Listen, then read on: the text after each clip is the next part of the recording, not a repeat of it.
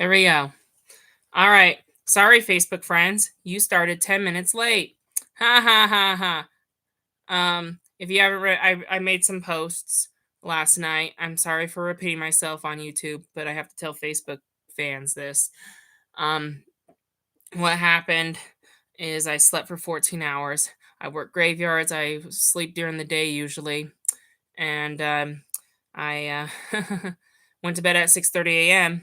You would think I'd be up for the marathon because normally your body doesn't sleep for longer than 10, 11 hours at most. That's the most I've ever slept until today. I slept 14 hours. That's crazy. I don't know why my body did that. I probably could have been dead, but luckily I'm not. Um, so anyway, um, I was just telling everyone on YouTube, we started right at 12 o'clock, about 50 seconds after. So not too late for YouTube, but I was just telling. And then I thought I did go live on Facebook, but the stream wasn't working. I didn't notice, and I didn't notice until now. So sorry. Um, but that's all we talked about was basically why I'm starting at midnight and why I wasn't here at 7 because I slept from 6:30 a.m. to 8:30 p.m. instead of like 3 p.m. or early enough to go to church. So anyway, when I woke up at 8:30, I didn't start at 9 because I didn't have dinner yet. I need to hurry and eat dinner. I need to get ready for the day, and I need to comb my hair, look nice, right? I also decided to at least do one church thing, which was to watch The Chosen with my family, and that's why I didn't start at 10. And then at 10:30, um, normally, you know how I post a reminder before I do live streams. Since I didn't warn you, since you were, I didn't warn you, and you were, before 7, and you guys were probably shocked to not see me go live. Last week I was sick and I purposely wanted to sleep. And I determined if I didn't wake up for the marathon, which usually when I take evening naps, I wake up before the marathon, even naturally. Usually I don't have to set an alarm. And most of the time I do set an alarm, but there have been a couple times this year where I didn't set my alarm and I still woke up at like 6:30. So anyway, last week I didn't set an alarm on purpose because I was sick, right? And I was like, well, if I didn't wake up at 6:30, we weren't going to do the marathon because of pink eye and stuff. And so I woke up at 8:30 last week as well, and that's when I decided to postpone the marathon to today. And or not today, it's after midnight. But Sunday yesterday. Um But then, I didn't get a lot of sleep on Saturday because I had to help someone move. And so I fell asleep at 6:30 in the morning after my shift, only to wake up at 8:30 p.m. And I didn't even think of setting an alarm. I just passed out right on the bed. Still didn't worry because I should have woken up like at 3. Even though I didn't get enough sleep on Saturday, usually my body makes up sleep over time. Usually I usually when that happens, I try to get 8 hours of sleep every day, and usually when that happens, I don't get enough sleep. I usually sleep 10 or 11 hours, and usually after 3 days or so, my body makes up the sleep. But yeah, last night it decided to make up the sleep in one setting and make me sleep for 14 hours, which I was frustrated about. But anyway, I decided to explain all this in a post. So if you haven't read it, you should go read it. It's in my Once Upon a Time group chat. It's also in my Once Upon a Time page. Anyway, Once Upon a Time Oncers. So anyway, if you want more details on that, you can read that. Um, as far as everything else goes, we're I for not being able to start at 7, let alone 8, because I woke up at 8:30. Didn't start at 9 to watch The Chosen. Didn't start at 10 to eat dinner and get ready. Didn't start at 11 because I wanted to post to explain why I didn't start at 7. It was such a long story. I had to split the post in half. So one was at 11, one was at 11:30. And so anyway, and I like to start on the hour, so I wanted to wait till midnight. So I was ready to go live about a half an hour before midnight. And then as I was waiting for midnight to come, I guess I lost track of time and came downstairs almost a minute late. But anyway, I was ready to start the live stream beforehand, so didn't need a setup or anything. But then I guess Facebook wasn't working, so sorry for you guys starting at 12:10, even later than midnight because my post talked about starting at midnight. Hey, we're still starting a little after midnight, so I wasn't totally wrong. We're still doing this live stream. I don't want to postpone it another week. I'm okay occasionally skipping a week, but 2 weeks in a row, not good. I didn't want this marathon to become a disaster, so I'm sorry to go live at midnight. But if you read my post before you went to bed tonight at 11, if you read my post, I'm going to do the live stream right now at midnight in the middle of the night. I hope I don't wake you. For those who can join me, great. If not, I know I understand. You need to get some sleep. It's another work week. It's also Thanksgiving, so you're probably out on vacation. I'm not. Anyway, but I hope you have some time away from family this week to watch my live stream. So then that way next week you can join me live at 7. If you're still on vacation by then, I'm sorry. I originally did plan to skip Thanksgiving, but I traded that for a summer vacation and now we're behind schedule because of skipping a sick week. I also skipped a week for a date, you know, back in September. So we are 2 weeks behind schedule. And and this was almost going to make it 3 weeks, and I didn't want to do that. So that's why I'm going live at midnight so we can still get our episodes in for this week. Um, but hopefully, I know almost no one's gonna want to watch this at midnight. So I'm sorry. And so anyway, I hope you get a chance to watch it later this week, and I look forward to watching after we watch tonight's episodes. I hope you look forward to watching next week's episodes with us. Because if not, then that's not good, and I'm not waiting until next week to do these episodes again. So that's why we're doing this now. On my live stream, it's a weekly event, right? On my Facebook live stream, it wouldn't let me go live on the 23rd. It said the 23rd was closed, even before midnight. And so anyway, I'm going live on. I'm doing my 30th November 30th live stream. I hope that doesn't cause me not to make another one on the actual 30th. So anyway, there might be a chance if you don't watch this live stream this week, you're going to see two live streams next week. Um, make sure you watch this live stream before the next one.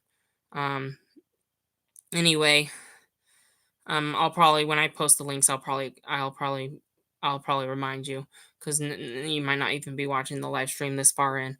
Anyway, um, but anyway, we're here to watch Once Upon a Time, and now we're starting 20 minutes late. Since it's in the middle of the night, there's not going to be really any Q&A. This is sad. Um, why we were supposed to do these episodes a week ago. It was also the same date. So today's November 24th, Monday. But because it's after midnight. But speaking for the 23rd, a week ago, it was the 16th, and on November 16th, 2014, we're watching a Frozen movie. A Once Upon a Time had its own Frozen movie that aired on November 16th in 2014, 11 years ago. It would have been funny if we did this marathon a year ago just to celebrate the 10-year anniversary. But I was really excited to celebrate the 11th anniversary of this movie. Unfortunately, we're not watching it on the 16th. We're watching it on the 23rd. Or should I say, well, it's 23rd to me because my sleeping schedule is different. But the 24th, we're watching it a week later. So me being sick has ruined the celebration. But worry not, because after that Frozen movie, Once Upon a Time went on a Thanksgiving hiatus for a week. They don't ever do a Once Upon a Time episode usually on Thanksgiving week. I'm going to because I want to get this marathon done within a year. Well, it was never going to be done within a year, even if we never skipped a week. But I wanted to get it done. The original plan for this marathon was a year and 2 months to be exact, and I want to still try to get it done in a year and 2 months. Right now, it's pushing to 3 months. As of right now, our current schedule has 2.5 months on it. Luckily, we're not skipping tonight because then that would push it to 3 months. I only want to go 2 months over a year, and so anyway, I was gonna skip Thanksgiving as one of our rare weeks, but we kind of skipped summer. We skipped a week in September. We skipped Mother's Day. We already skipped a little bit, and if we didn't skip last week, I could have skipped today, but we skipped last week, and I didn't want to skip 2 weeks in a row. So anyway, so sorry. Technically, your Thanksgiving break was last Sunday. not yesterday, the Sunday before that. So anyway, so sorry you're getting this, even though it's Thanksgiving. You're still gonna get a live stream from me next week. It will be at 7 p.m. I promise. Please, if you have time away from family, go watch me live next week. But as of today, I know everyone's asleep, so just find some time later this week to watch this one before next week's marathon. And I hope it lets me go live since I'm using next week's live link to do this one. It wouldn't let me use yesterday's because it's after midnight, and also because it won't let me use it after 10:30 p.m., which is when I decided to I scheduled my live stream to go from 7 to 10:30 just in case we start late and stuff. Anyway, so this is the link for the 30th. I'll have to find some other live streaming link for the next week. I don't know. Or hopefully we get away with using the same one and you'll just have two live streams in the event to watch. But hopefully you watch this one before Sunday, so then that way it doesn't feel like you're watching 6 hours of me. So anyway, sorry about all this. I talked for another 10 minutes. Again, sorry for that. YouTube's been hanging on for 20 minutes. So again, I'm sorry. And you've already heard this. I've only repeated the information twice. It's just Facebook missed the first 10 minutes. So anyway, now Facebook, you're all caught up. This is the moment when I realized, oh, you're not live. Let me fix that. So anyway, now that both live streams are up to speed, we're going to start our Once Upon a Time marathon. Already have the episode set up, have my headphones. We have one episode we have to get through first, and then it's a Frozen movie. So anyway, I hope you have Disney Plus, DVD, whatever. Okay, Disney Plus, DVD, whatever. I already have the episode. If you want to know the timestamp, if you have Disney Plus version, it's 43 minutes and 45 seconds. Make sure that's what your timestamp says. 43 minutes and 45 seconds.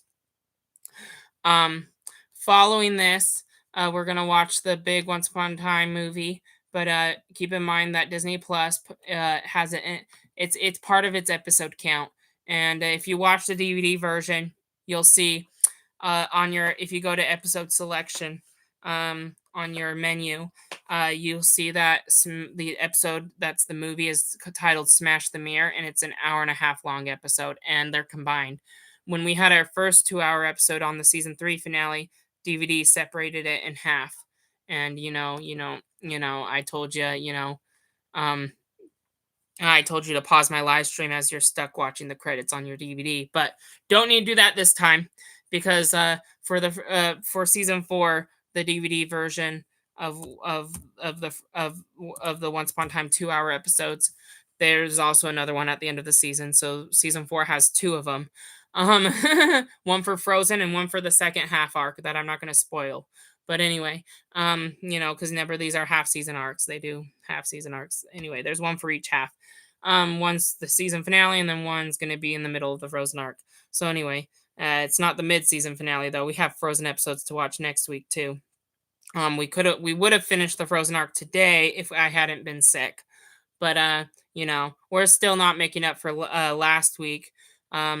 Because I was sick. But I am tonight at midnight. I'm trying to make up for yesterday. So anyway, we're gonna get our live stream start. We're gonna get our marathon started. Anyway, just so you know, when we watch the when we watch the 2 hour special, when we watch the 2 hour special, just make sure for the DVD version you're fine. Don't pause your episode when the Once Upon a Time title comes up halfway through the episode. Just keep watching. As of those watching it on Hulu and Netflix, make sure you have 2 Disney Plus tabs. Make sure and the best way to not waste time so we can watch the marathon is to duplicate. You know how to duplicate on your internet, right? Just duplicate the Frozen tab, duplicate your tab, and make sure one is episode 7 of season 4, and then one is episode 8. And then when we watch episode 8, make the one that had episode 7 on it, switch it to episode 9 and have it ready to push play right after episode 8.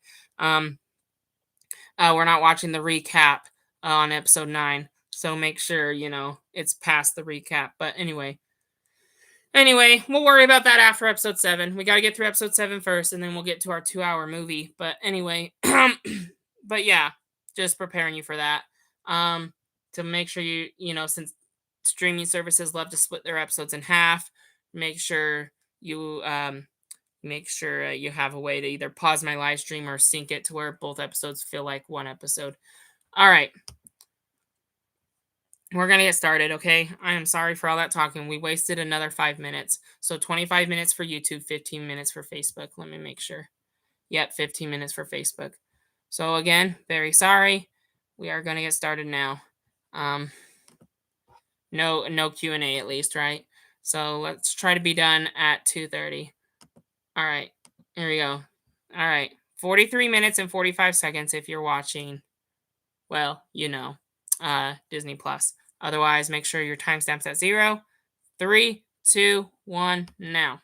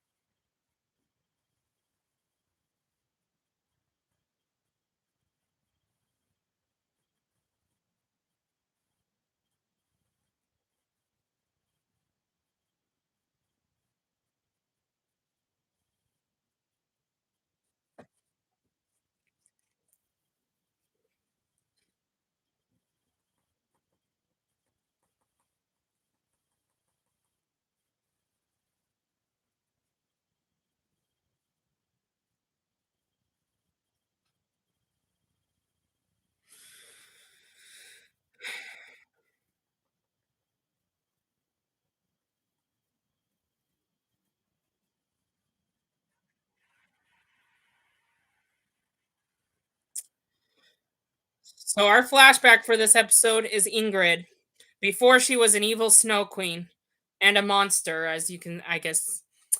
Well, she wasn't a monster back then. Unlike Elsa, though, she did turn out to be a villain. And in the original Frozen script, they were going to make Elsa a villain until they found out Let It Go didn't work well with her character, and they decided to change it. Which I'm glad. I'm glad they didn't make Elsa a villain in the Disney movie.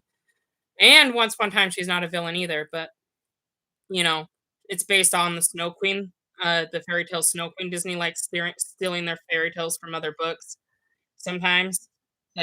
Like Snow White came out before Disney made it. So anyway, just trying to say that. And then yeah, Snow Queen in the present day is building a mirror in the clock tower. But anyway, Regina and Robin Hood trying to find a way to be together with Marion in the way.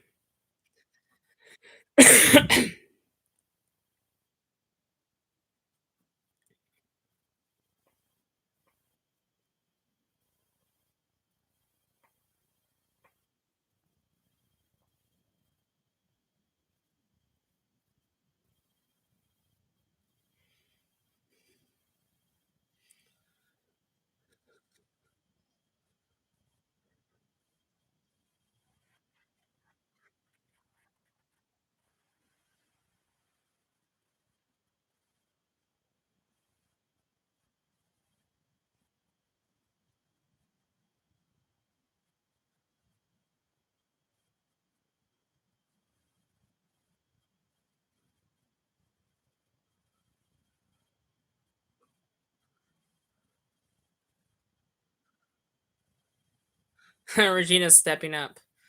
Robin wants to just still be with her, which evil queen way, she would just agree with him and be like, "Yeah, let's not tell Marion about this. Let's not save her." But Regina's changed. She's became a good person, and she's trying to help make Robin Hood the same. She's trying to help Robin Hood be the same.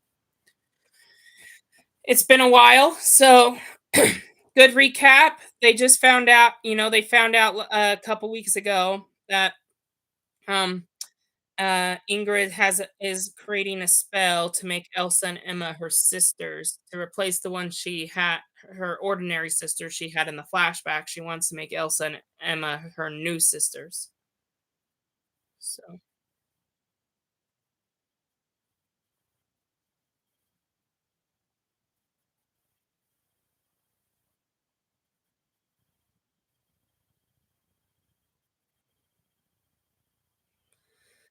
well, yeah, it's true. Elsa's parents did look at her differently, and they wanted to go find a way to cure her powers. If you remember that, that's what Anna discovered on her journey. Is that her parents wanted to find a way to get rid of Elsa's powers, and then when they changed their mind, they died overseas. So, yeah.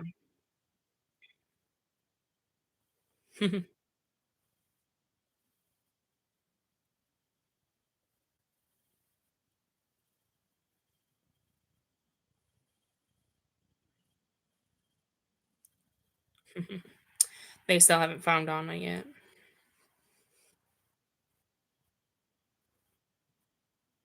in the prison. We know she survived her we know Anna survived her trip back to Arendelle, in the flashback. Last we heard of her, Ingrid locked her in jail, so we're not gonna see what happened to her after that point until the movie, because the movie has flashbacks, but um this one, is this one is, just a Snow Queen flashback.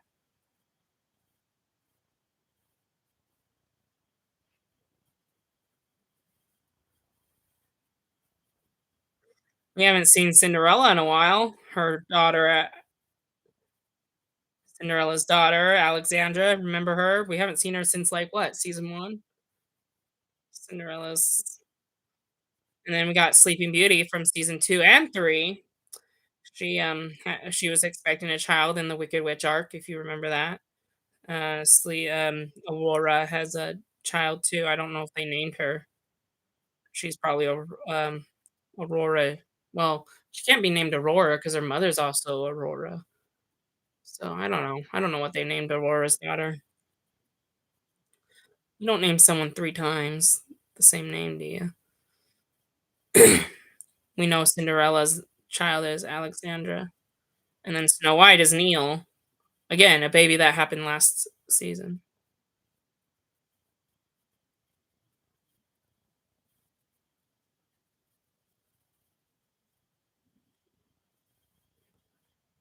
As you can see, Snow White has a little fear towards Emma's magic because she doesn't want anything to happen to her baby. She's tried so hard to have a baby that she can keep, and watch grow up.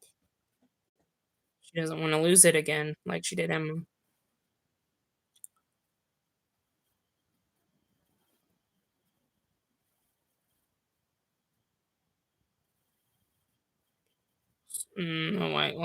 Snow White is like agreeing, but also like not wanting Emma to hold her baby. That's saying something. Emma's parents do kinda look at her differently, unlike Emma said to Elsa. Just like Frozen, Elsa, everyone feared her, and everyone's fearing Emma now. And Emma just used her magic to capture the Snow Queen. Well, that was easy. I mean, she can't be defeated yet.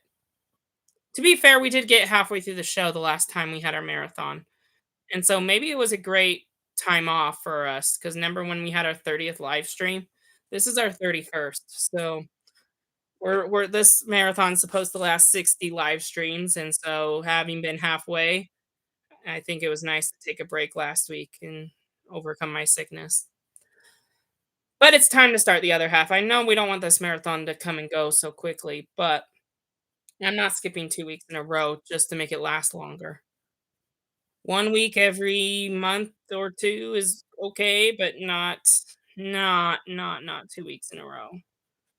So again, for starting this after midnight, I'm very sorry. But I want to get these episodes on there and ready for you to hear my thoughts on.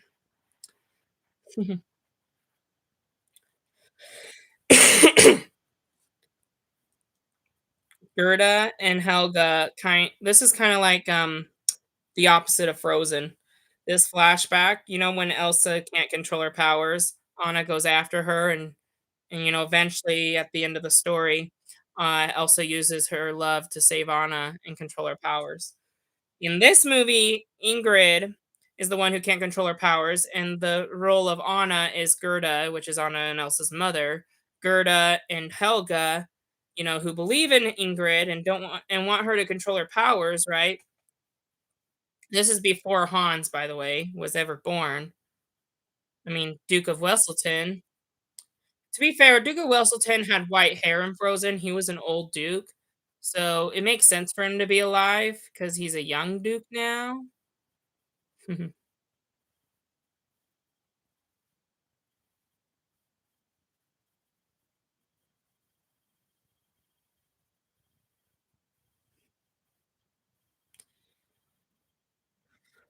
And we get to meet Elsa and Anna's grandfather too. That's kind of cool.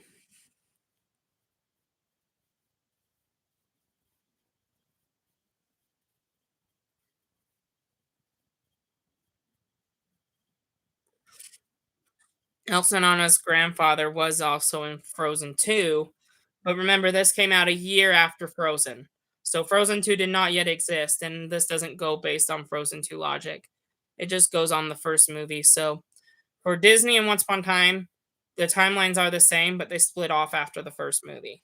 So this is, keep in mind that Frozen 2 is not in this universe, just Frozen 1. Because in Frozen 2, it was it was King Agnar, the Elsa and Anna's father. It was King Agnar who was the heir of Arendelle, and Gerda was from the Enchanted, Disney movies version of the Enchanted Forest. So she wasn't royal, but anyway, in Once Upon a Time's version, Elsa and Anna's mom is the royal one, and the father is the one who married into royalty. He could have been royal too, but anyway, still.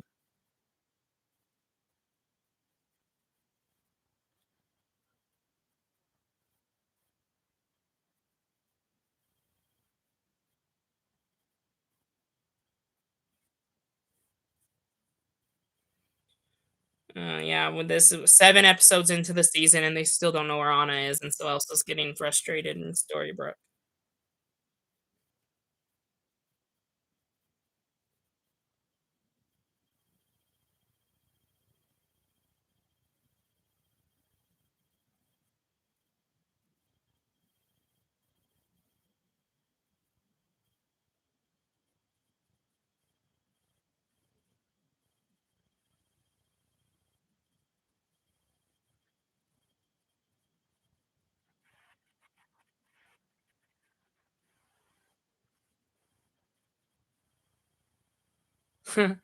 Emma's kind of one step ahead. She doesn't want Ingrid to turn her to the dark side. Nice try.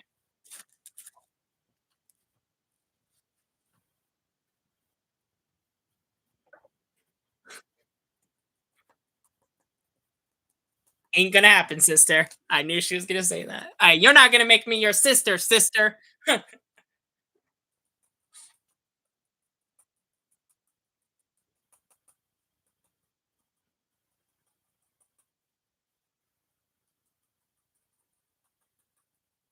Emma's like, how are you gonna make me let you go? You just got arrested. You're in custody. How are you gonna get out? Well, you'll see. Okay. Henry and Regina are gonna have a conversation that is not important, but basically summarizing it, Henry is still not giving up on Regina. It's gonna help her find her happy ending. And Regina, favorite line of the show, but I'm gonna talk over it. She goes, "The next time a happy ending knocks on my door, I'm gonna be ready. So the next time a soulmate shows up, I'm gonna be ready, and I'm not gonna turn evil." So anyway, Regina has shown some growth since Daniel died, and now to uh, losing Robin to Marion, she's not gonna turn evil. And yeah. And Henry, oh yeah, I forgot to recap that Henry is working with Rumpelstiltskin to find more about the author, which is going to be very important when the Frozen arc is over. But anyway, while they're having their mother son conversation, you know, so about the opposite of Frozen, we have the same story where Ingrid can't control her powers, and pretty much, as much as she's trying to not give into fear and let her powers consume her, remember what the trolls said in the Frozen movie? You know, fear can be your worst enemy. Like, you better learn to control it, or fear will be your worst enemy. Quoted from the Disney movie itself. She just said the line. Anyway, anyway, Operation Mongoose. Yeah, sorry. The show's distracting. Yeah. All right. Anyway, enough about the author. Anyway, as I was saying, in the Frozen movie, the trolls said, "You better learn, Elsa. Your power will only grow. Better learn to control it, or fear will be your enemy." Ingrid failed. Fear became her enemy, and she became evil for not controlling her powers and discovering the power of love. You know. So think about the Frozen movie without Hans, though. With that, the Duke of Belselton is kind of the villain in the story, but you don't have Hans because he's not born yet. Um, the villain of the story. Think of Frozen, but the villain of the story is Ingrid. Like Elsa, but Ingrid. She does not control her powers, and she never learns to control them. So therefore, she becomes a monster and evil. So, becomes exactly what they wanted to happen and originally with Elsa, when they made in the Disney script and they had Elsa be the villain, but then they changed their minds. Imagine they didn't change their minds with Ingrid. Ingrid is Elsa's aunt, who actually does become a villain, and when that's what makes this Frozen movie kinda sad. Or Frozen arc of it because it's a television show series. We are about to watch a movie after this, but it's part of the series.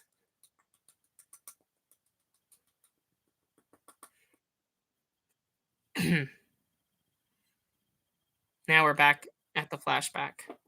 Emma and Ingrid were arguing about whether family loves them or not, which Emma's family does love her, but they can make mistakes, just like Elsa and Anna's parents.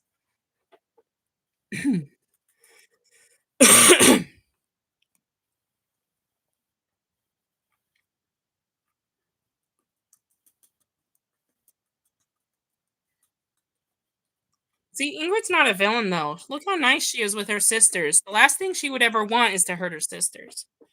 She was just like Elsa back in the good old days.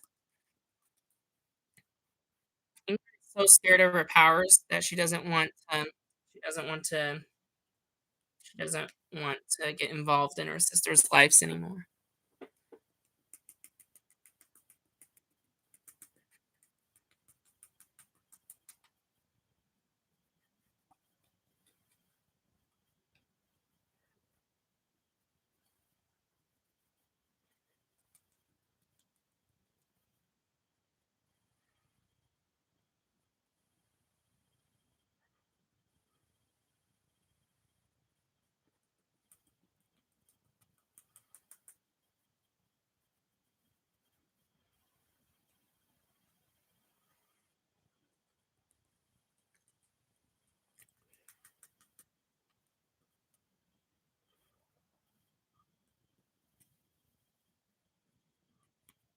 Hmm. Yep. So again, just like Anna went to Rumpelstiltskin to find out about her parents, now we're not gonna spend 6 episodes on it, but, in 1 episode, Ingrid, Helga, and Gerda make the same trip to the Enchanted Forest, and they make a deal with Rumpelstiltskin.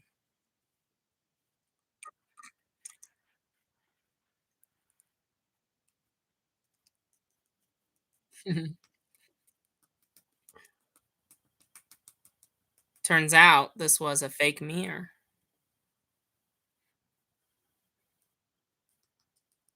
Yeah.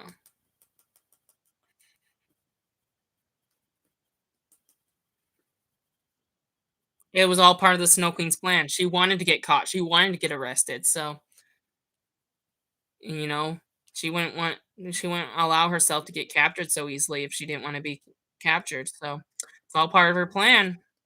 I bet you're wondering what she has up her sleeve, and she just froze the police station's doors so that the heroes can't get in there.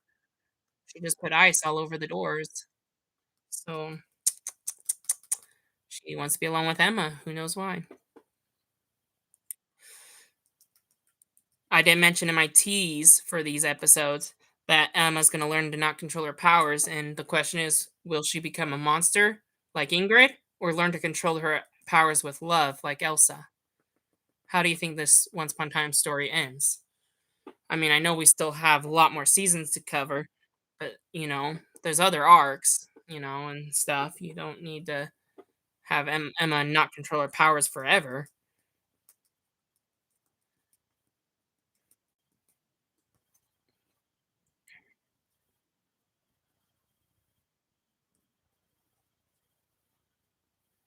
Um, yeah, Will Scarlet, where's Anastasia? Because the writers did say this takes place. The writers did say this takes place after the Wonderland series. So where's Anastasia? Where's your mhm.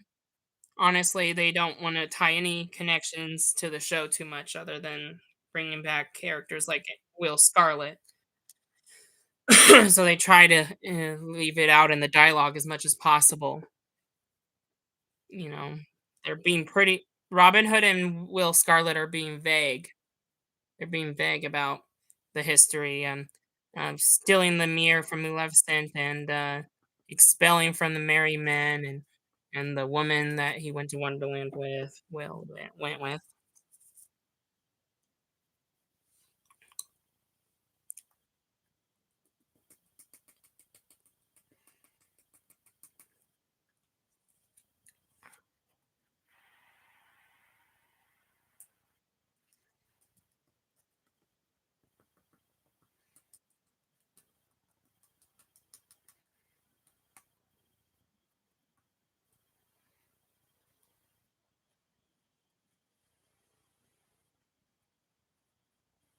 Hmm,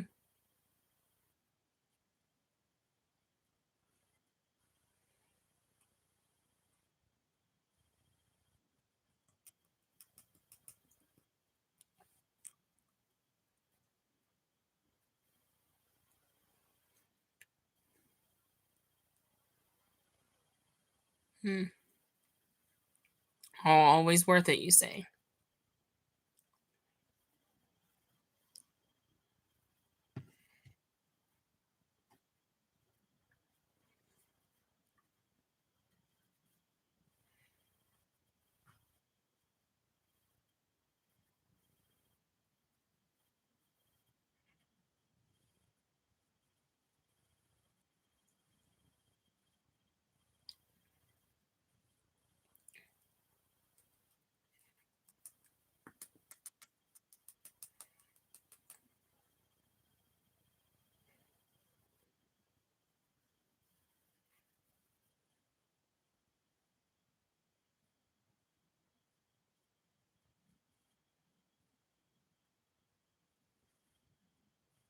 Hmm.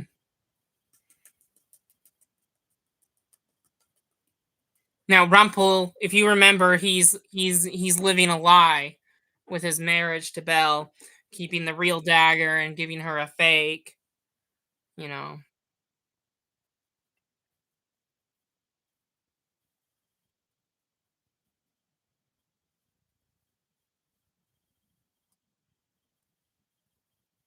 Mhm. Yeah, well, despite Rumple's evil plan, and he is kind of the villain of this arc too. He's kind of playing hero to in this episode because it doesn't involve messing up his plans with the magical Mickey hat and the sorcerer hat. I mean, and his secrets to Belle. So you remember when Hook made a deal with the Dark One about getting his hand back and knowing the having the knowledge he needed to give the fake dagger to Belle. He used that against Rumple. Well, anyway, despite Hook's threats, sometimes it's better to cross the dark one. You never cross paths with the dark one, but if you do, the best way to cross paths with Rumpelstiltskin is if you have Belle to help you out, because he will never say no to Belle. Well, he could say no to you alone, without Belle. So if you want to avoid making a deal with him or use leverage against him, just use Belle to get instead of forcing his hand. Anyway.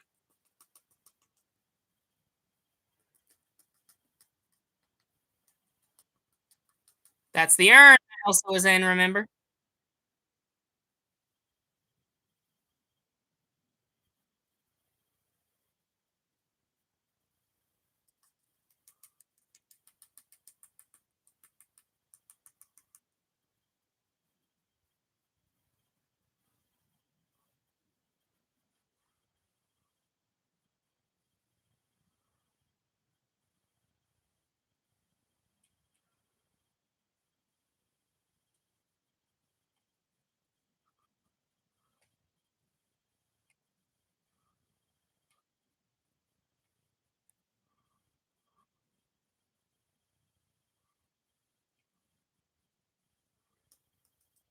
Listen to your sisters, Ingrid.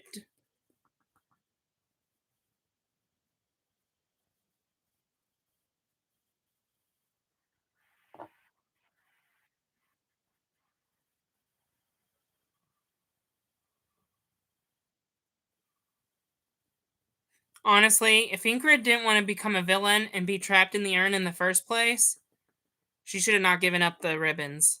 And being the older sister, her younger sisters kinda had to agree. She is also the future queen after all. We all know Elsa's mom becomes the queen, but as of this moment, Ingrid's the future queen until she gets trapped in that urn and something happens to Helga. So it's not the first time you lost a year of your memories, Emma. Remember the curse from season 3 that made you go back to the enchant? No, not you. You and Henry stayed in New York, but everyone else went back to the enchant forest and forgot a year of their life.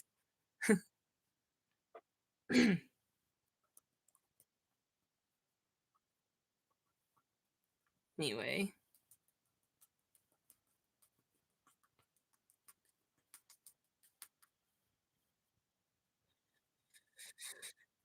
Ingrid is pushing Emma's buttons just like Emma thought she wouldn't.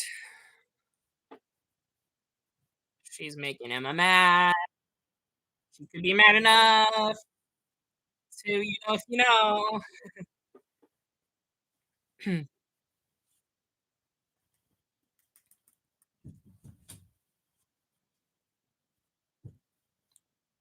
I mean, they did give up Emma and missed her first step, so why would they want?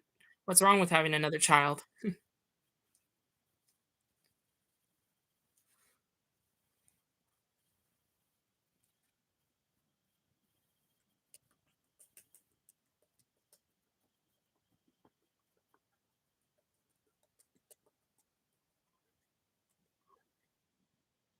Emma's power just broke a giant hole in the sheriff's station. So, Emma does not have ice powers, so, this is kind of worse in a way that she can't control her powers at this moment. I mean, all else it could do is just freeze Anna to death, but Emma's powers, they're like electricity. They can do all sorts of things, like electrocute someone to death, explode everyone's body parts everywhere. Like, Emma's powers is much more dangerous than Elsa's ever was. So this makes for a more scarier Frozen movie. This one's not part of this is the episode before the movie, but her Emma not controlling her powers carries on into the movie. Has now just discovered that Emma cannot control her powers, and she has the ability to hurt the people she loves, just like Elsa did in the movie. Remember the song, "Let It Go, Let It Go"? It's Emma's turn to sing that song. It's Emma's turn to sing that. And as I showed you in the trailer, as I showed you in the trailer, she ends up hurting her father. Not people not knowing it's an accident, get mad at Emma, and all Emma could see is the fear in Snow's eyes, in her mother's eyes. Imagine you hurt your own fa imagine you almost kill your own father, and then all your mother looks at you is with hatred and not love. I mean, Charming's fine, he's not too bad, he's just a little injured, but it's like, if you did end up killing someone, would the family members forgive you? Not always, unless you believe in the plan of salvation, of course. Not everyone believes in that. And there are people where if you kill their daughter or you kill their husband or wife, they probably won't forgive you. They could probably even put you on you could probably even you can put you on trial or something. Mhm. The Duke is cheating on Helga. Duke is cheating on Helga. That's crazy. The Duke was a villain in the movie. Not as evil as Hans was, but you know the Duke of Whistleton. He was kind of evil and upset anytime people called him Weaseltown, and it's pronounced Whistleton.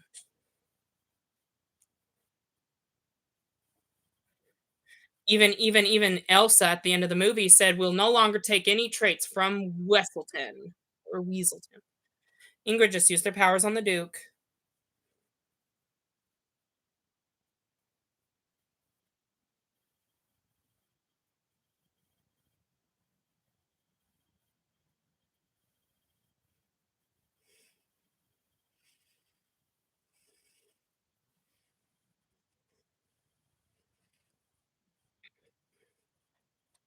This is about to get sad, guys, so I hope you have tissues on hand. It's about to go downhill.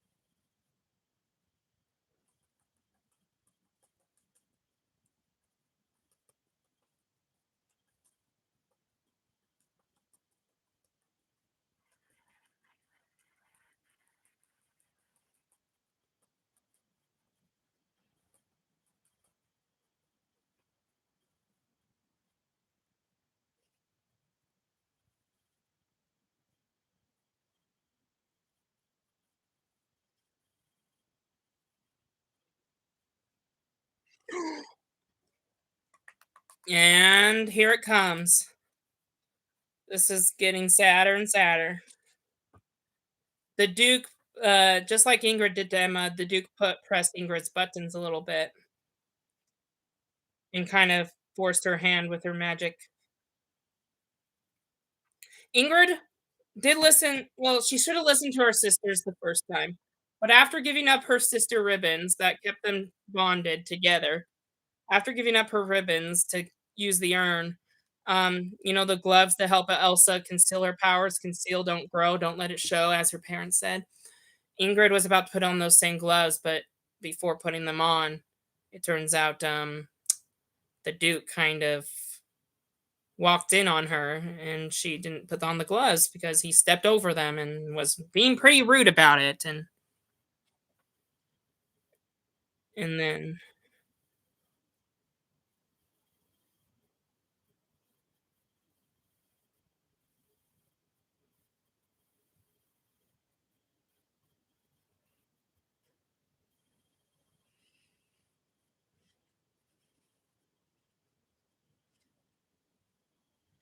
Robin. He wants to save his wife, but he doesn't want to worry about that right now. He wants to go for Gina. Anyway, Ingrid was gonna put on those gloves, but thanks to the Duke, he kind of stepped all over them and didn't let her put them on. So then her powers got unleashed and pushed the Duke away. Ingrid, luckily, I mean, has a sister who believes her more than the Duke. It's nice when you have family members that stick by your side no matter what, even in the even in the even in the trial of adversity. That's pretty cool because not every family will stick by you, especially if they hear something very tragic. You know, a family that accepts you no matter how good or evil you are is kind of really cool. Ingrid standing up for her sister ended up paying the price. Because the Duke said some mean things and it caused Ingrid to accidentally freeze her sister and just like Elsa. Remember when Elsa froze Anna, how she turned into an ice statue? Well, Elsa used her love to unfreeze Anna, but as we see in Once Upon a Time, when Ingrid did the same thing, something worse happened, and you're gonna see it in a minute. Oh, you already saw it. Ingrid ended up breaking her sister into tiny little pieces. She turned into an ice statue but broke into pieces, and that's how Helga died. Gerda, however, wasn't here to witness it all happen, and Gerda didn't know it was an accident. Or Gerda was too upset about the loss of her sister that she trapped her other one in a bottle.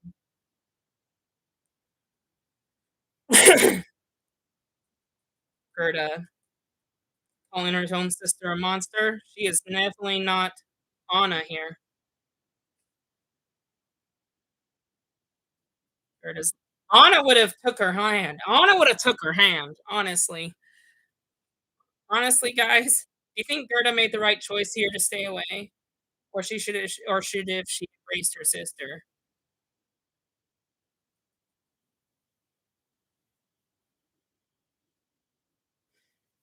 And their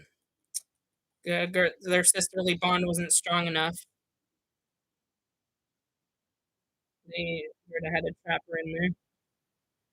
Wow, all the 3 sisters, the 3 musketeers, how they all got torn apart. One died while the other was captured.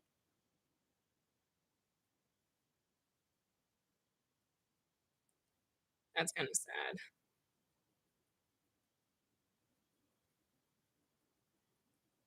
Man, Elsa and Anna's mother had to go through this for years. That's crazy. That's a lotta loss. You lost 2 sisters in one day. 2 sisters in one day.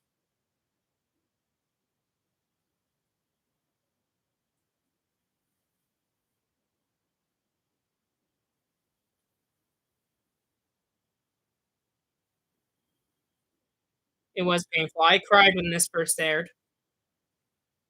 I don't usually cry in Once Upon a Time. I usually get excited at the most heartbreaking parts, but I even cried during this. Not so much of a Frozen happily ever after, is it? Imagine Anna instead of Anna unfreezing, Elsa used her love and Anna broke into pieces, honestly. And then let's say the rest of Arendelle trapped Elsa in a bottle or in prison, and, that would have not been a happy Disney Frozen movie ending, right? Disney's known for having its happy endings. They never end on a bad note, ever. Once Upon a Time has its good bad notes to end on. It's kinda sad. All magic comes with a price. The troll made a memory potion to make the whole kingdom forget that Gerda had siblings.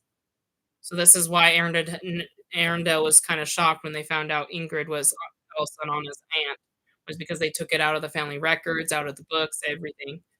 It's almost as if they never existed, so that's why they forgot. This will lead us into the movie, this cliffhanger.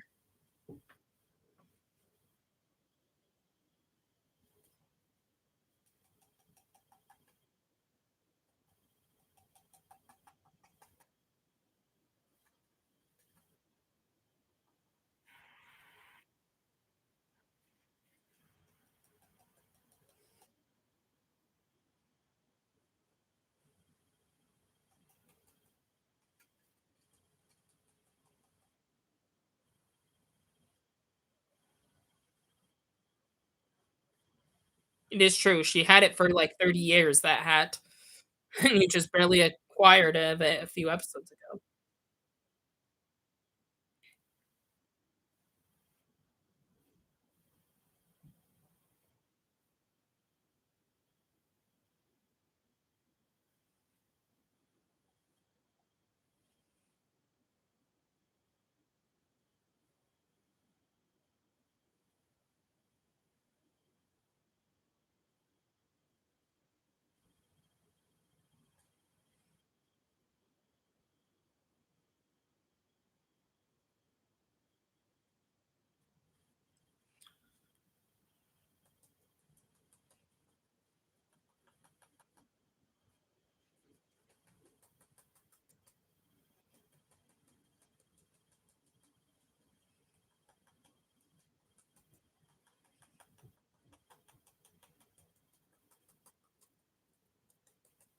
Hmm.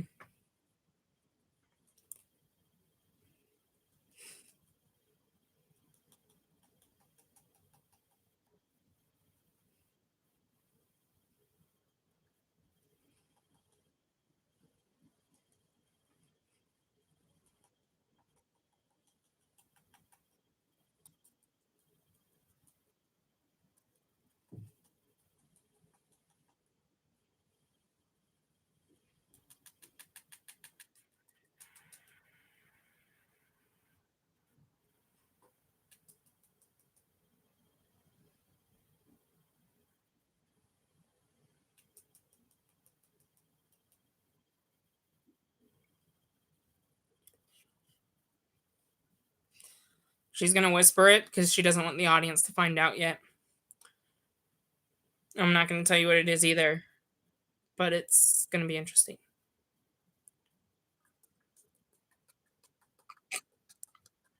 Whatever Rumpel needs to complete his plan seems pretty easy to him. And that wraps up the end of that episode. Okay. So, again, hopefully you have your episode 8 ready and episode 9 ready. But we're going to, obviously episode 8 first, right? Um, but anyway, I'm going to, now that we're done with episode 7, I'm going to use this to get episode 9 ready. And while I'm doing that, we're going to skip the recap, not the recap on episode 8. So make sure you have it at 0 seconds on episode 8. But hang on. Give me a second.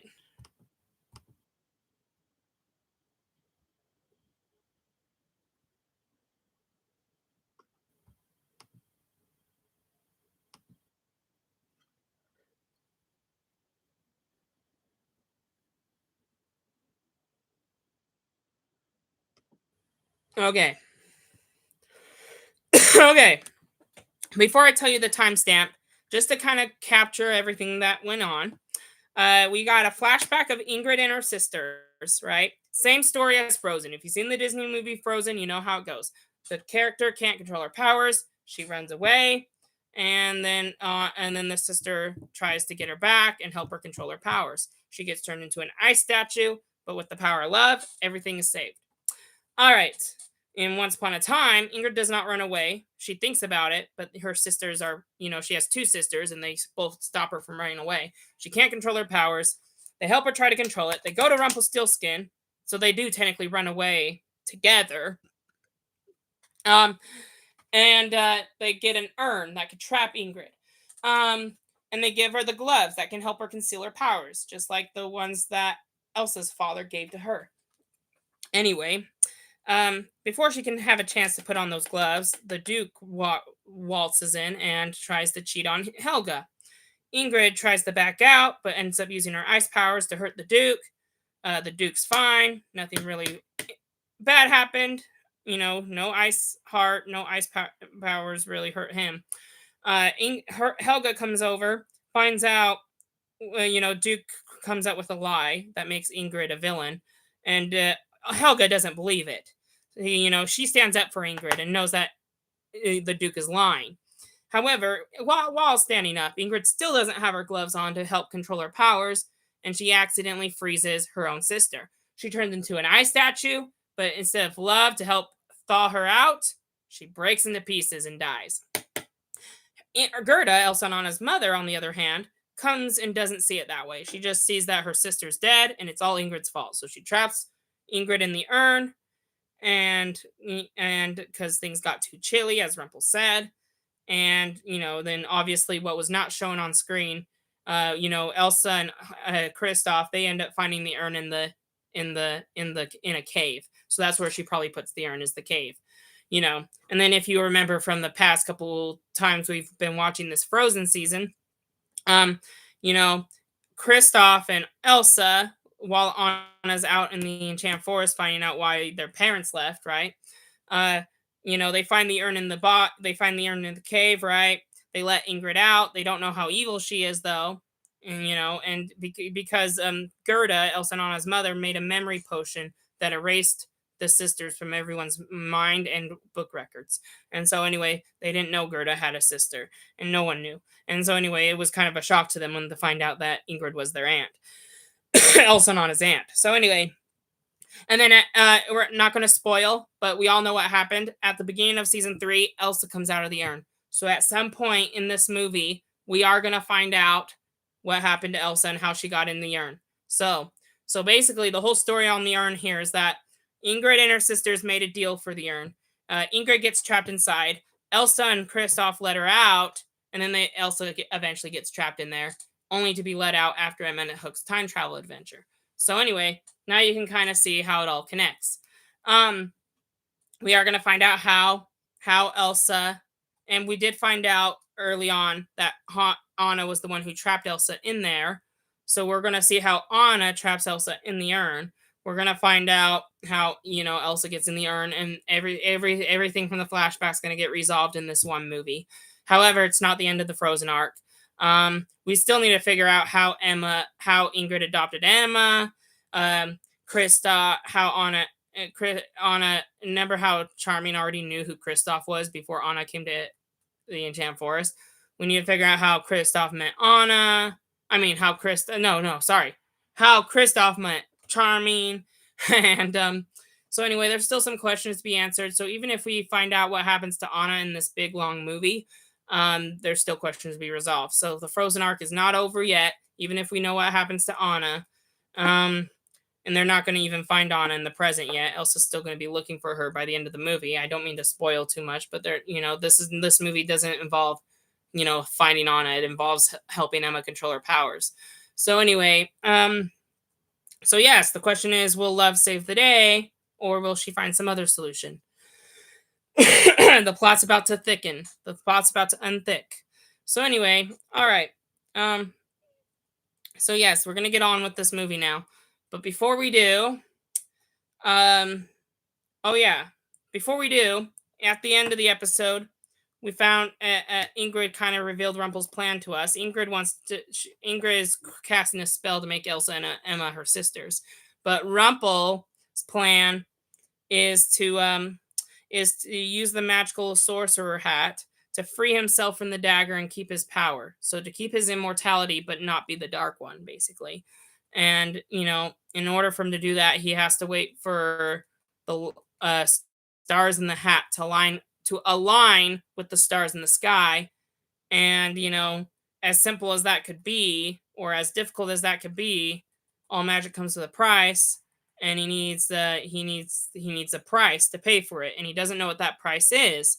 So Ingrid whispered to him in his ear on that price, on what he needs to do to pay the price, and we're gonna find that out in the movie as well, what he has to do in order to complete his plan. So anyway, Rumpel is also playing the villain card here. So then, right now all the heroes are trying to defeat the Snow Queen. But little do they know that they need to defeat Rumpel too before he goes haywire. So Rumpel and the Snow Queen are now working together. So this is interesting.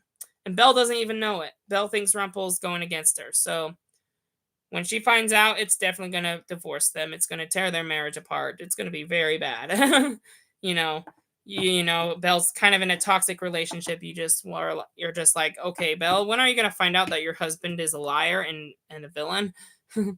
His sacrifice for killing his father was for nothing, and then his own son dying didn't really keep him good.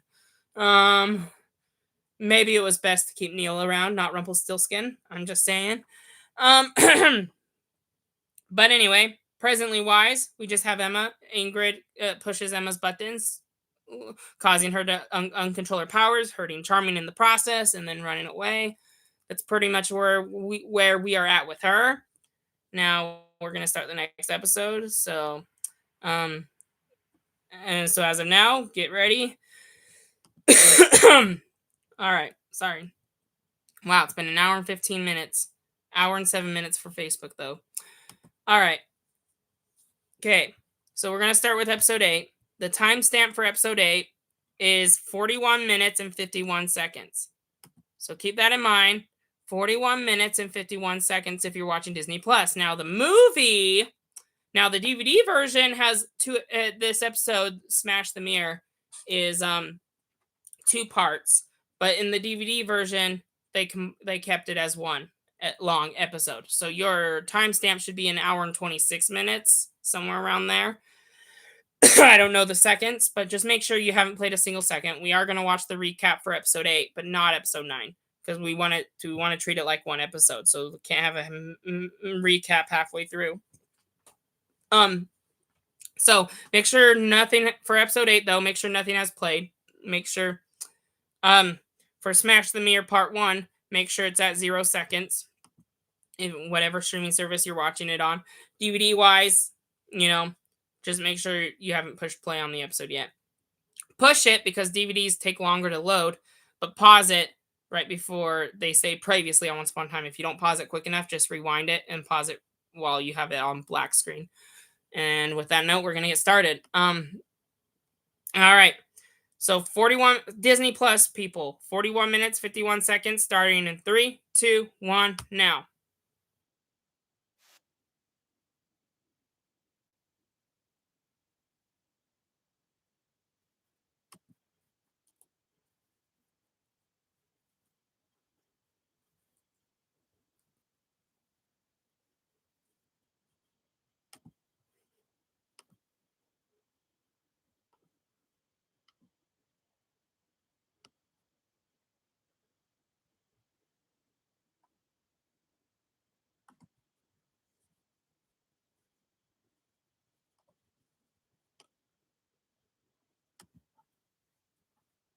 We haven't seen Elsa and Anna flashbacks since forever. Emma can't control her powers.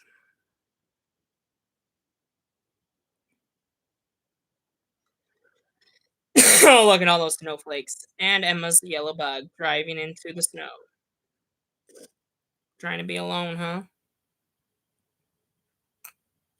A long time ago in Arendelle. So the movie begins. You'll know it's the end of the episode when Ingrid, the apprentice that Rumpel traps in the magical hat. Um, Ingrid is right now. She has Rumpel's hat. That she took from Anna. Anna used the dagger to force Rumpel's hand into giving her the hat. Anna took the hat back to Arendelle, gave it to Ingrid,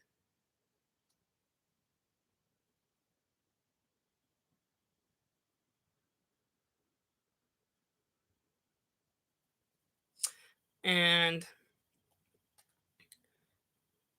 Ingrid buried it.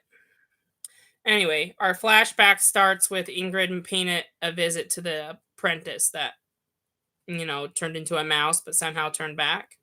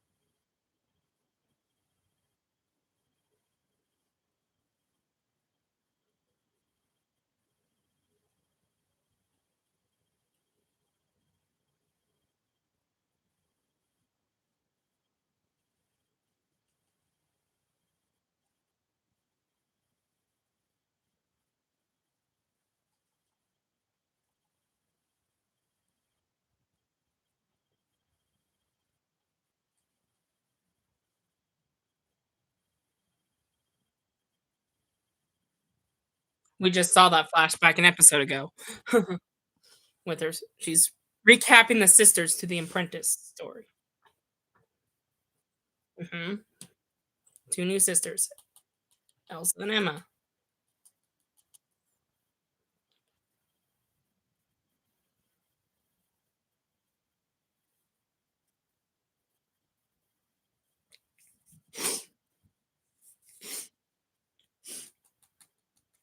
Hmm.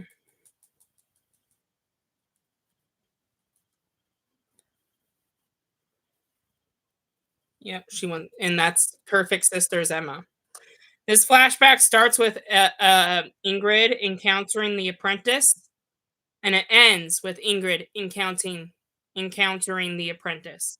So you'll know the episode's over when you see Ingrid and the apprentice speak again. It starts up the episode and it ends the episode.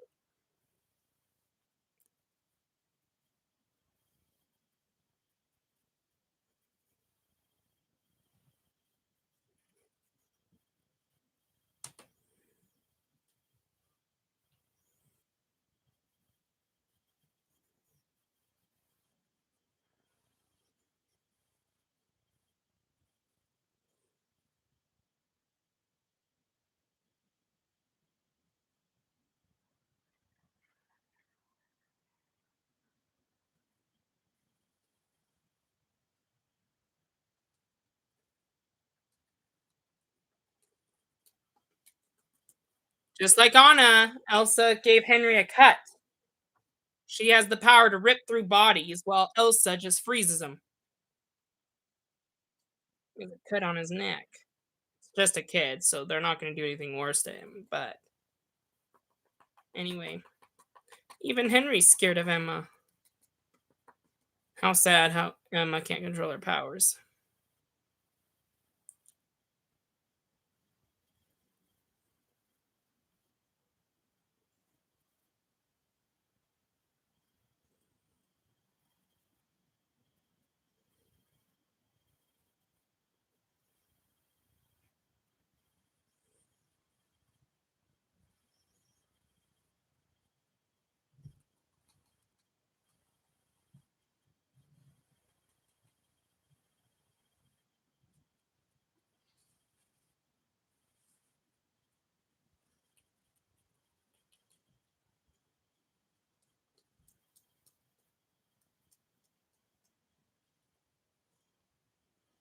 It does not mean hurting people you love, but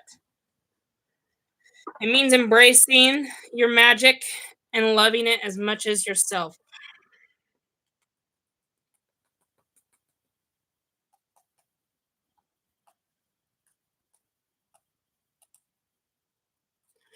As we ended in last episode, Robin was spending the night with Regina because he doesn't want to live by his code anymore.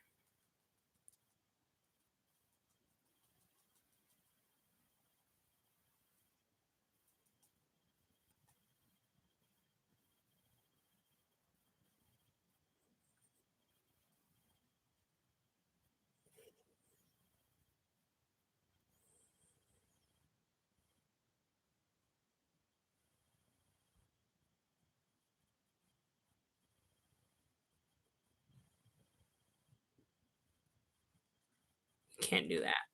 That's cheating on your wife, Robin Hood. You already have by spending the night with Regina.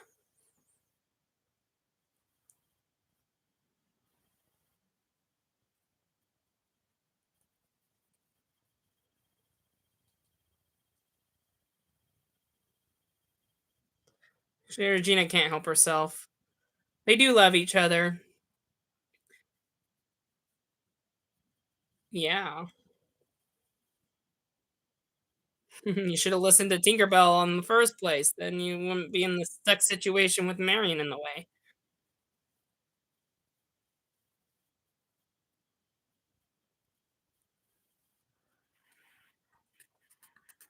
You should have. Then you wouldn't be so evil.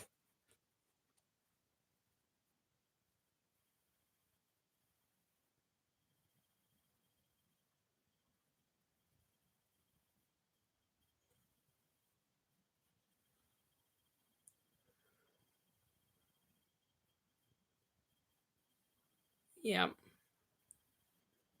You were married until Marion came back from the dead. It's not your fault, Robin. Imagine you fall in love with someone else. You even come to close to marrying them, and then your dead wife comes back. What do you do? It's kind of complicated, isn't it? Shouldn't be cheating, but at the same time, you did kind of almost fell in love with someone else. Honestly,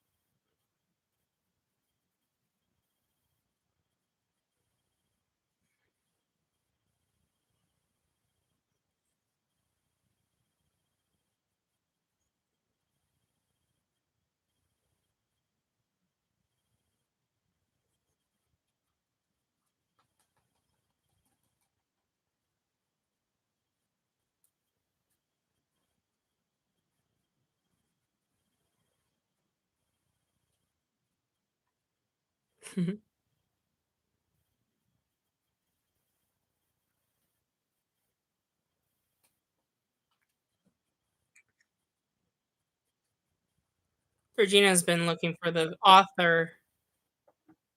Yeah. She's been looking for the author ever since Marion came back, since season 4 started, and yet the plot hasn't thickened because we've been focused on Frozen. Frozen did just become a blockbuster hit a year before the season started, and Disney gave them permission to bring Frozen into the show. So, I mean, you couldn't bypass, as a writer of Once Upon a Time, you probably couldn't bypass that opportunity, and probably they were gonna do the author arc in the first half, but then when Disney gave them permission to do Frozen instead, they had to hold it off. But don't worry, Regina will find the author when Frozen is over.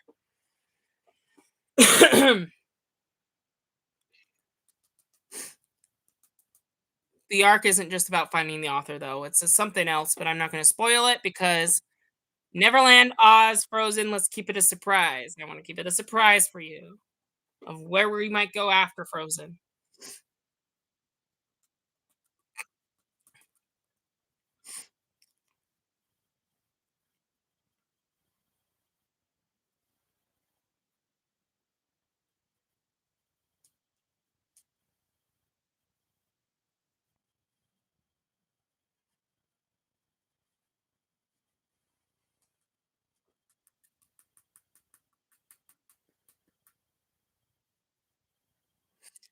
Snow and Charming, Snow and Charming, Snow and Charming regret being mad at their daughter. They want to try to find her and give her some love.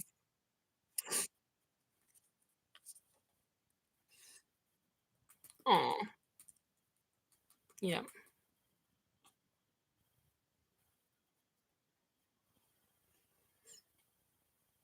Yeah. Henry's ordinary, though. He doesn't have magic.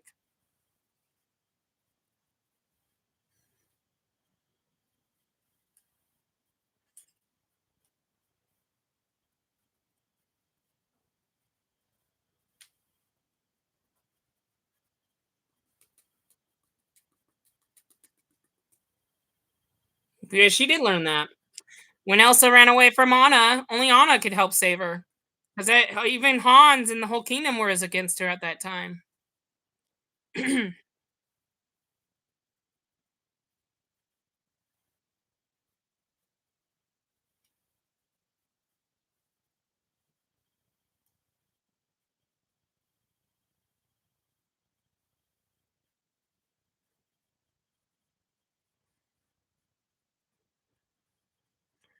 Ingrid.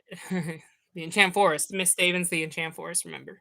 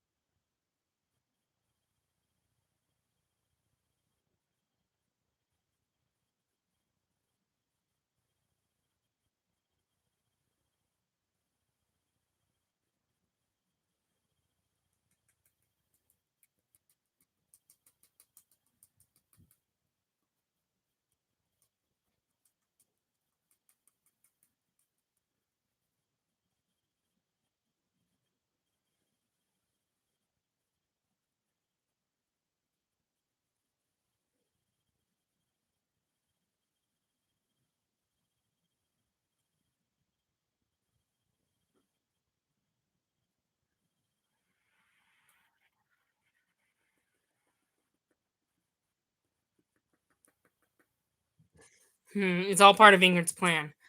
She may have been true about the hat, but she was lying about Anna wanting to use that on Elsa. Hmm.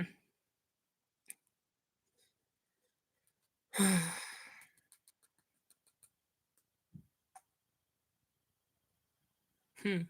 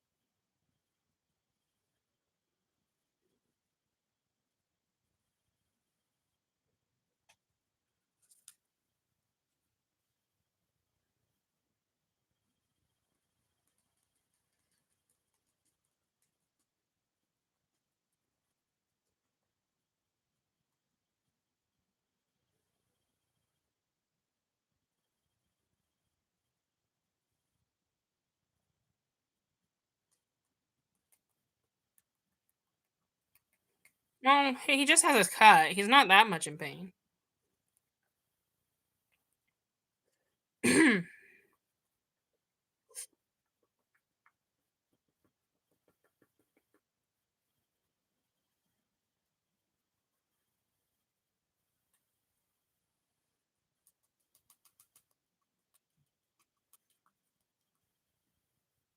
Yeah, and Miss Powers is so haywire. She's burning the book.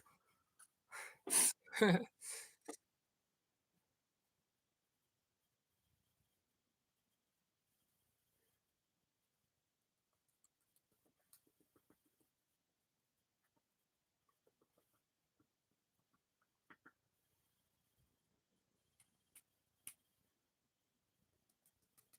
a rough month, guys. Being sick, and then after getting better, I oversleep.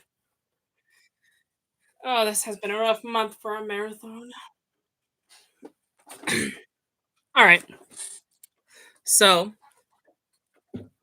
there's an abandoned manor, the one that Rumple and Belle used on their honeymoon, and it's the sorcerer's house, or it was, in any way. And Rumple would Rumple's inviting Emma to meet him over there for a spell that will help control her magic. And look at Rumple as he throws the spell into the garbage. He's not going to help Emma control her magic. He has a different plan for her. See, Rumple's evil. What happened to his good charms in season 3? The father who sacrificed his life for his family. That man is long gone. We have an evil dark one now.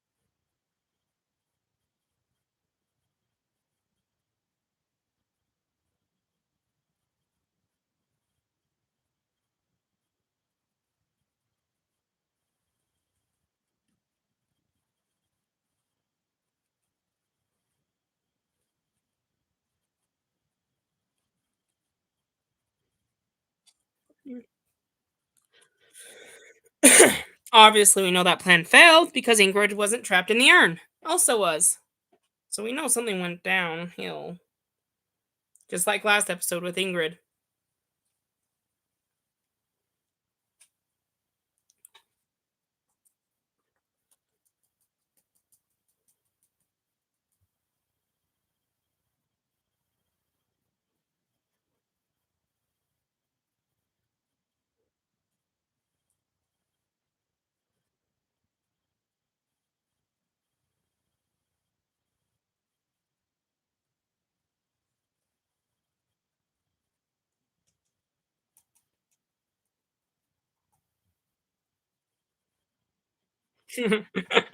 Regina doesn't respond to every phone call. Yeah. Regina's so focused on Robin Hood and the author. Give her a break. Yes, I know. She's been spending time with Robin Hood, cheating on Marian.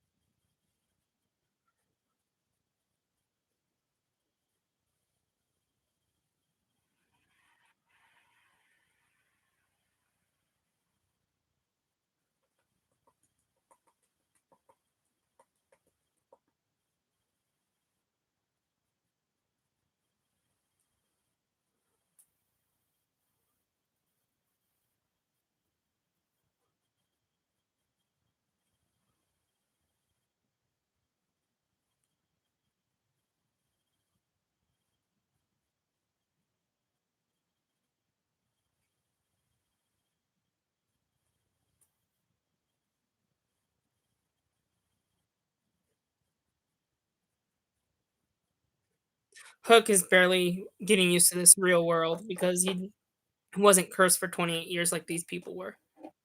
So he's not understanding phones yet.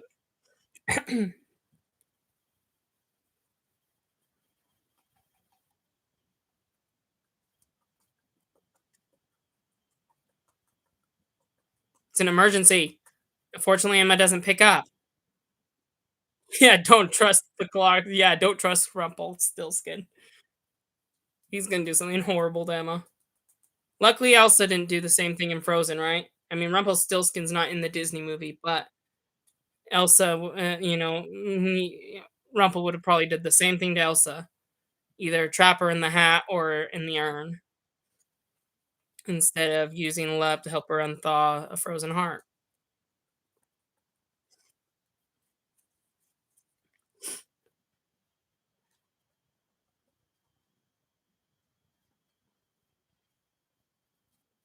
Yep. This is the room that Ingrid Helga and Gerda slept in. Mhm.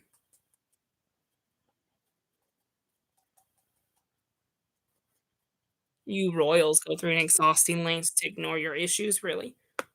Really, Kristoff?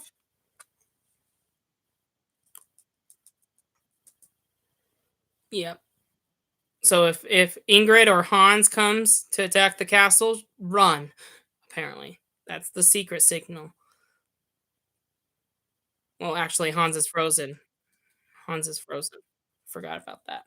Ingrid frozen, but his brothers aren't.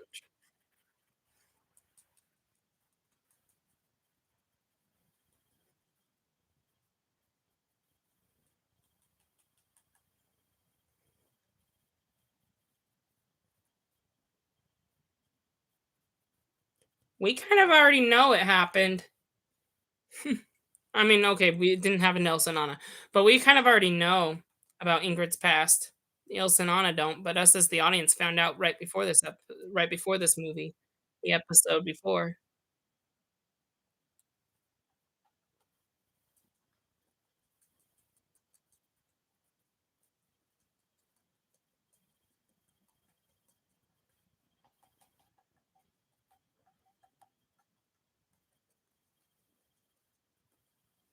Yep, Hans is a statue now. He hasn't broken into pieces, so he's not dead.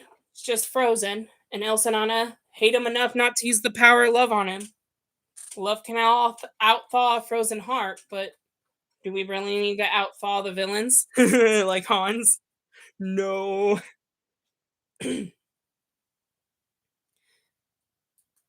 Ingrid's just looking at her mirror.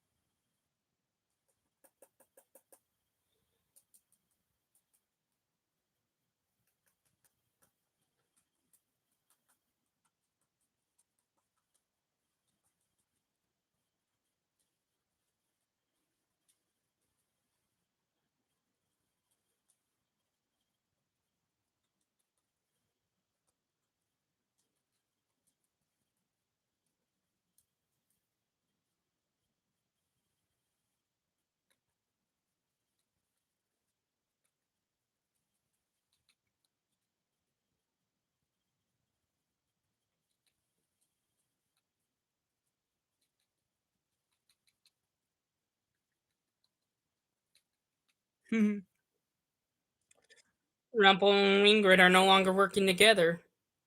Rumpel's taking Emma out of Ingrid's plan. So much for Emma being your sister if Rumpel has some plans to kill her. So much of Emma being your sister, Ingrid.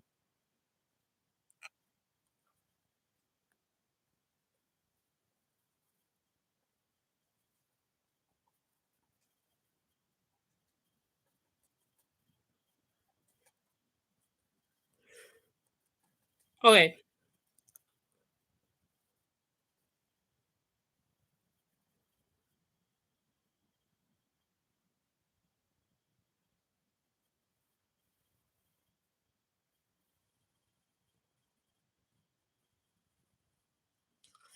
Mhm.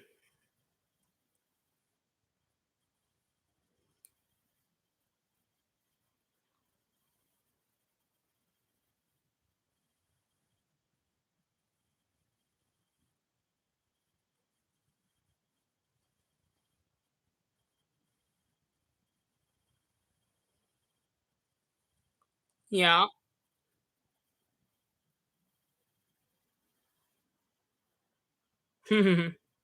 See? Rumpel, for his evil plan to work, he doesn't need to betray the heroes. He just needs to betray his villain allies, with the exception of Emma, of course, but he's lying to Emma about getting rid of her powers, and so in a way, the only person he's betraying truthfully is Ingrid. Guys, you are both villains. Why are you working against each other? Okay. Well, okay, remember in that Once Upon a Time Storybook has Frozen Over special? I there was no way to buy it, rent it, or watch it for free. So I made my own custom made episode and put it on my YouTube channel. Remember how we watched that? I included a deleted scene that's not on the DVDs or it's not in any of the episodes. So it's not a spoiler, right? The deleted scene I included that aired on TV in the middle of the week, after the first episode of the season aired, had the heroes go back to the barn to see where Elsa came out of, and they used Rumpel and Bell to help out, and Rumpel collected the dust and said the same thing he said to Ingrid, that it can never be destroyed completely, and um, that if the next time you want to destroy something like that, be more careful because one sprinkle of this and your magic would temporarily vanish, is what he said. Temporarily. So, Ingrid's, the ashes he put around Ingrid are just temporary. But anyway, as you can see, because that scene was not added, they had to reuse it in dialogue form when Rumpel was having a conversation with Ingrid. But I included that scene in our Once Upon a Time special because I figured I would show you guys proof of him actually going to the barn and going through grain by grain on that, you know, on that They earn. So anyway, anyway, obviously you probably didn't need to watch that because now we just got confirmation that that's what he did. But anyway, I thought it was important for us to watch at the time, and I did tell you it paid off later because it just did. It paid off now. And as I was talking, Robin and Will Scarlet are going to break in a library to find a page to help Regina find her happy ending, which leads us to Snow and Charming.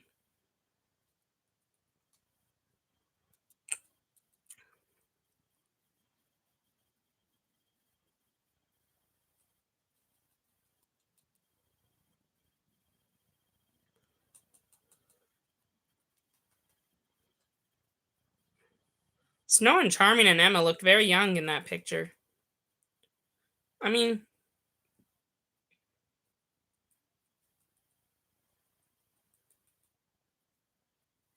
she is making a mistake.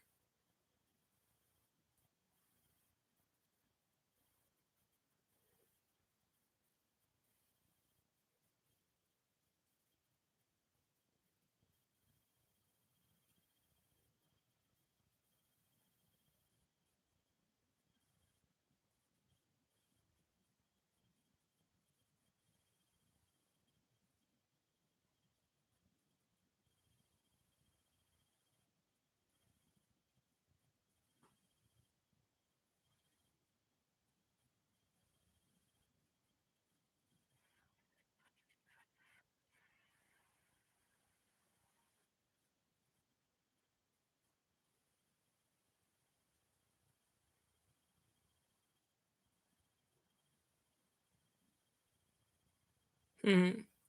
I don't think so. Emma's the star of the show because of her magic. We need her magic. She's still a good character without it, but she would be more convincing if she had her magic with her. That picture at Snow White had though, I remember that picture clearly. And I know Once Upon a Time frame by frame, it feels like. That picture was taken after Emma and Snow were separated. It's not when they defeated Cora. It's not when Snow killed Cora. It's before that. But remember how they were in the Enchanted Forest trying to find a way back home, and Cora and Hook were there to stop them. This is after they defeated Cora and Hook and went back to the Storybrooke, and they were just celebrating their victory, leaving Regina out though. Remember, and then causing her to get framed for Archie's fake death. That's when that picture was taken. But no, no season 2 flashbacks. Back to season 4.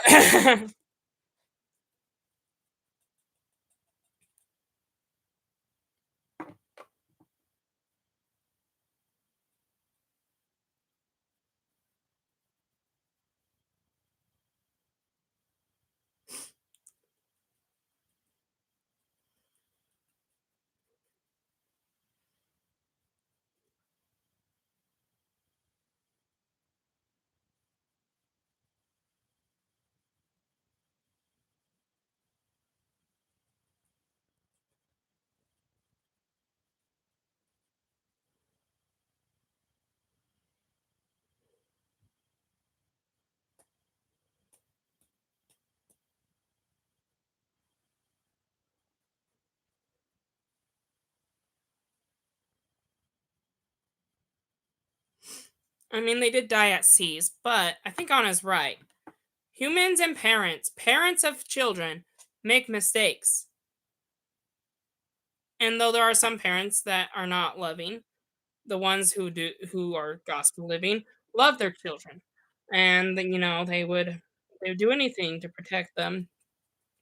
And that doesn't mean they're not susceptible to making mistakes. And so they're just humans making mistakes. Elsa and Anna's parents were just humans making mistakes.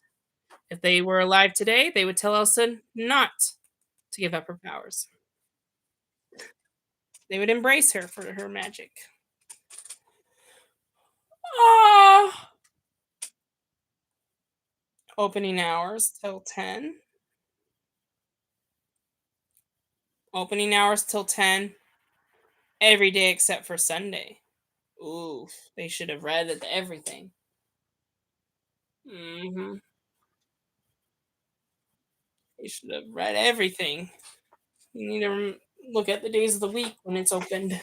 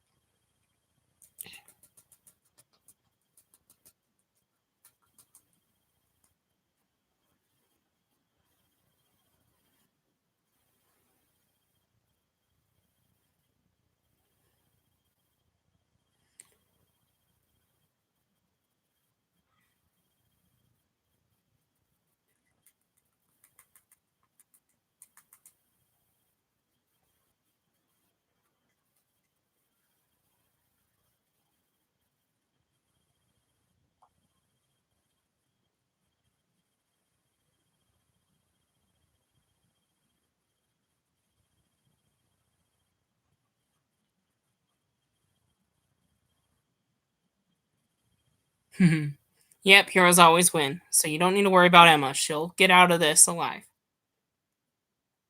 Hook, on the other hand, is very desperate about Emma and wants to save her before it's too late.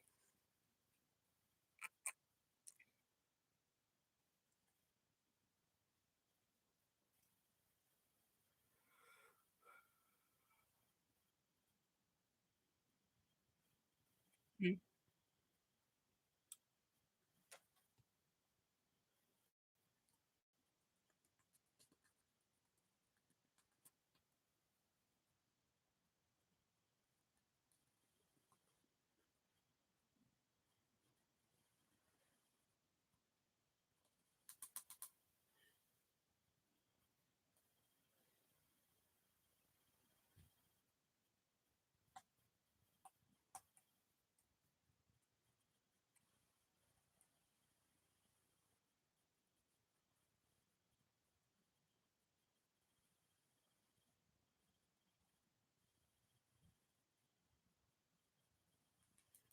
Hook's being upfront and honest about Emma to Emma.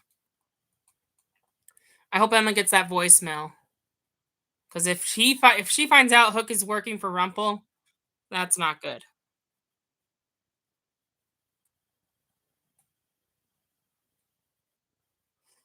Hmm. Yeah. He Hook's make like Elsa on his parents. Hook makes mistakes too. It's not his fault. He's just trying his best. He kind of was blackmailed by Rumple and forced into it.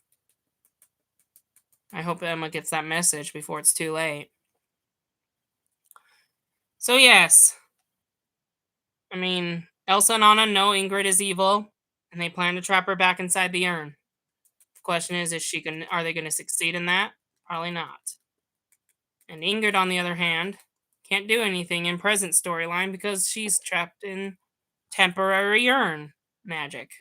Not in a real urn, but the dust from the urn. I wonder what she's going to do to stop Emma. Ingrid is kind of playing hero in this episode. She may be the villain, but she is kind of the hero because she doesn't want she wants Emma to be her sister and doesn't want her to die. And Rump, on the other hand, doesn't care. You know? I mean, Ingrid is still a villain, even if she's trying to save Emma.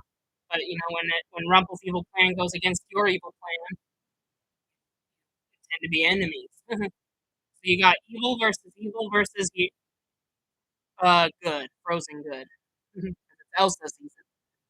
Emma crashes and it gets knocked out, and it heads us into the second half of our movie. So, if you have Disney Plus, the timestamp should be 45 minutes, 5 seconds. No recap. So make sure you have it fast forward and ready to go because we're going to start it right away. It's supposed to be one big long episode, so we're not going to pause and talk about it. But yeah, as of short summary, Elsa and Anna are gonna try to trap Ingrid. Presently, Emma's gonna try to get use Rumple's gonna try to use the sorcerer's hat to trap Emma and tricking her to getting rid of her powers. Everyone else is trying to look for Emma. So here we go. The search continues. It's 1:59, so I'm gonna push play right at 2. So you got less than 60 seconds for everyone on Hulu and Disney Plus to fast forward through the previously to the recap section and have it paused on 45 minutes and 5 seconds left in the Disney Plus version. Hulu's going to be probably something different. So just pause it right after the recap. The recap should end with Emma crashing her car. So and right now on my screen I have a picture of her car facing the camera. So pause it right there, okay? Everyone on the DVD version, I hope you pause the episode. It should be bringing up the title sequence, right? Um, I haven't played the title sequence yet for the streaming plus viewers, so make sure if you accidentally didn't push pause early enough, make sure you either pause the live stream or rewind it a little bit so we can, you know, start all at the same time. And speaking of title sequences, it is now 2 o'clock, so I'm going to push play in 5, 4, 3, 2, 1. Time to continue the episode. Just snowflakes. Not even Emma's yellow bug is in it. Okay, we're back in Arendelle.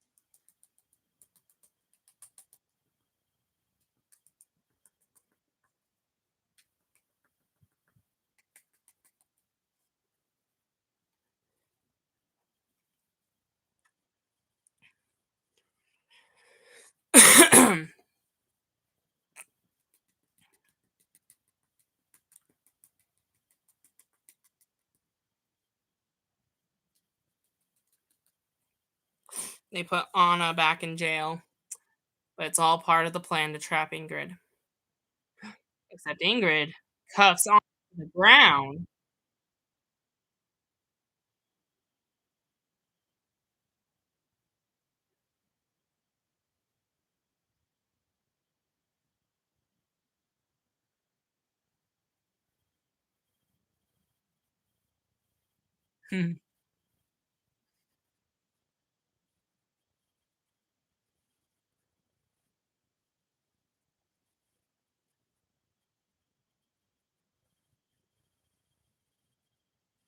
That is a strong word. I think Ingrid has a way to turn Elsa and Anna against each other.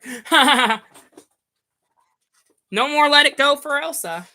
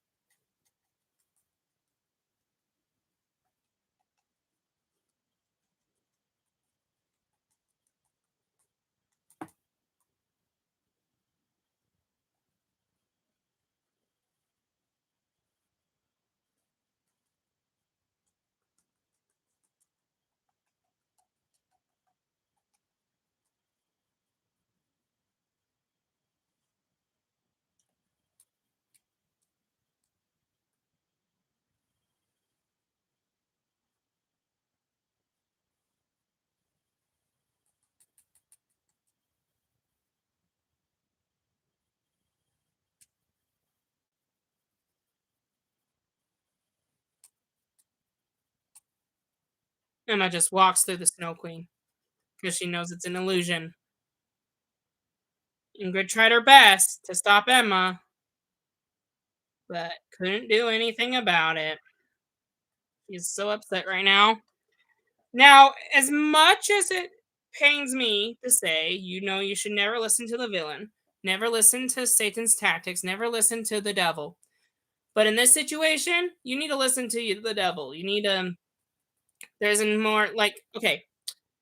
Let me think of an example. Think of someone evil who's tempting you to, who's let's say Satan's the one trapping you in a urn or a magical hat, and someone evil comes along and doesn't want you to get trapped in there. Who do you listen to? The one who's the most evil or the lesser evil? Yeah, listen to the lesser evil. Even though listening to evil's wrong in general, Emma should have listened to the Snow Queen because Rumple has something worse in mind. I'd much rather be the Ingrid's sister than Rumple's dead body.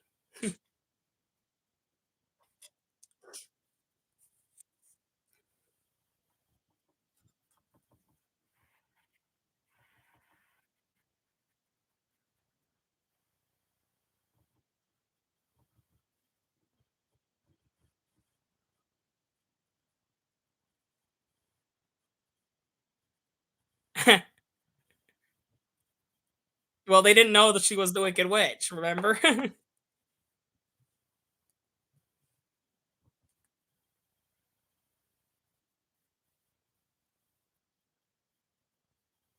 Besides that, besides killing everybody. Yeah, Henry was special.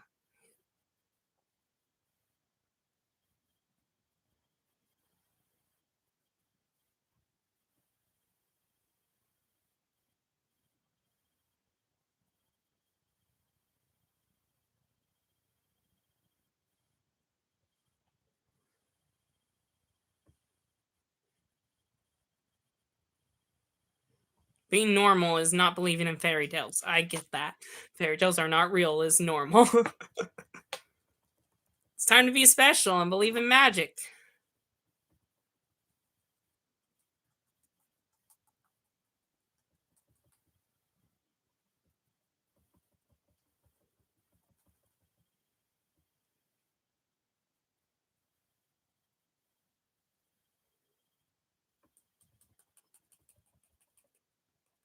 Elsa took it.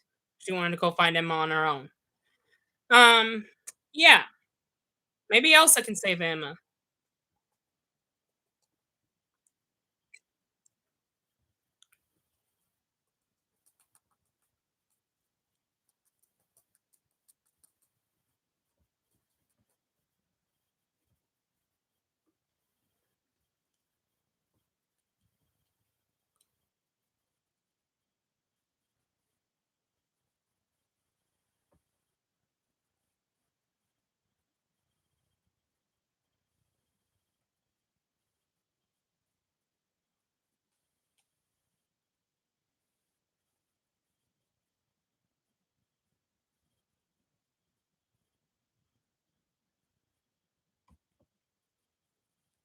Oh, don't kill Anna, Ingrid.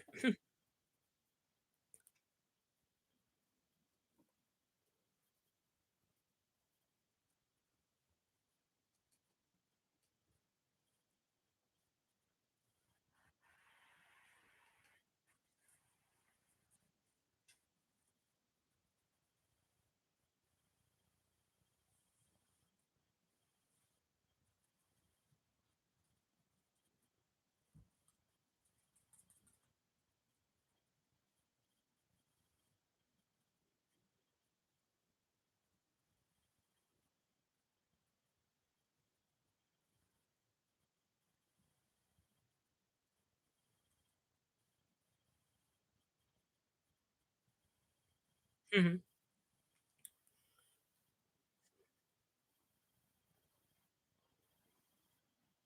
That's the piece of the mirror that was missing when Elsa and Anna were talking about not repeating the past of their parents.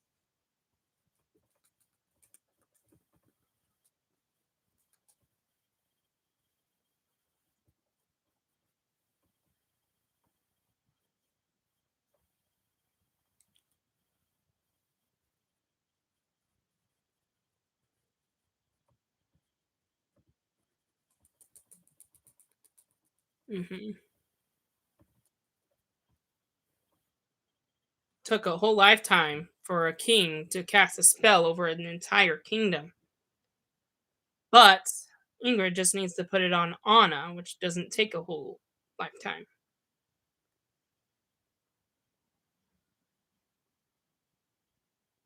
Oof.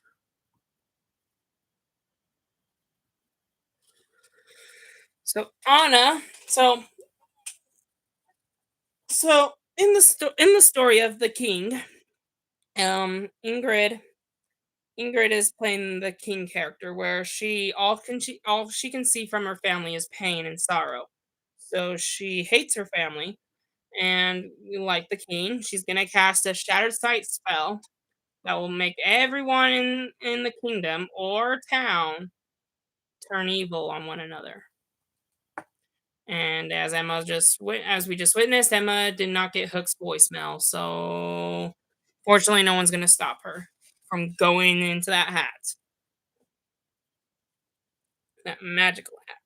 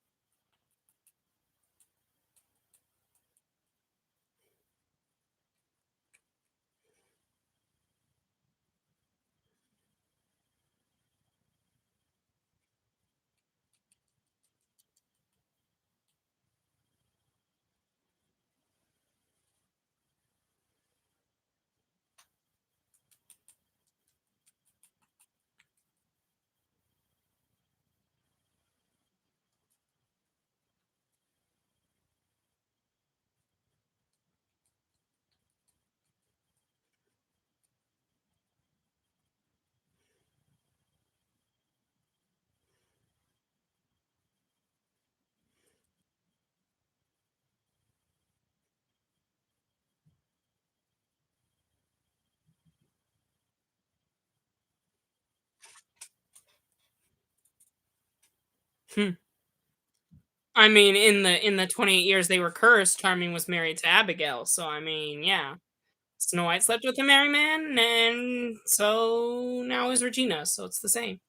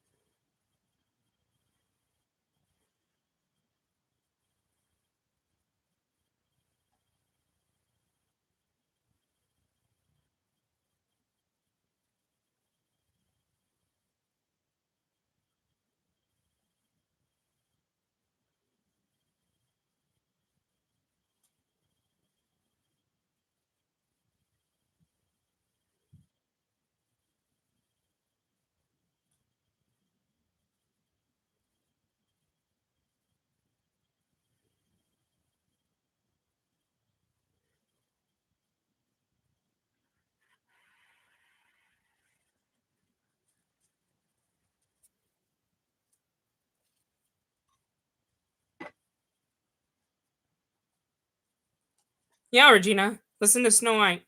Believe that if you continue to be good and make righteous decisions, you will get rewarded with happiness. Just can't give up. Giving up would be the wrong choice. So if you're worried about turning evil again, just don't give up.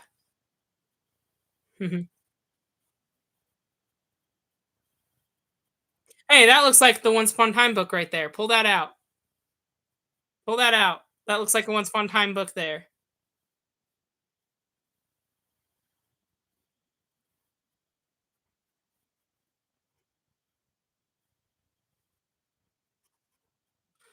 That looks like what Henry's book, but when you pull it out, it's not it. It's not it.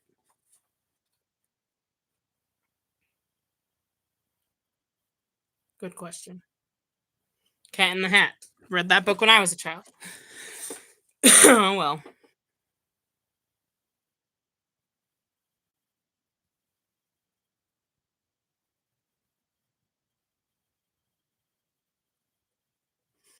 Oh, a page showed up in the middle of Robin's bag. I wonder what that means.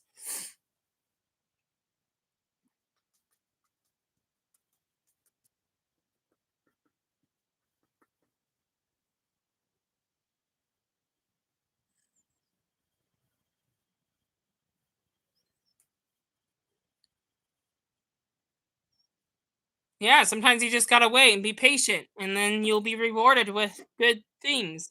If you can, yeah, Regina's on the right path. Luckily, she's not giving up like Rumple did.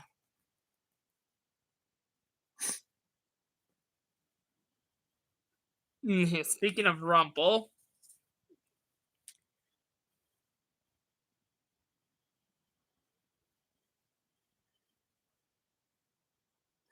Emma's powers is causing the lights to flicker. Seems like a haunted house creepy here. Haunted house kind of creepiness. And Rumple's opening the hat. And he's going to flip it over, which means he's going to put it on the floor and flip it over, not the table.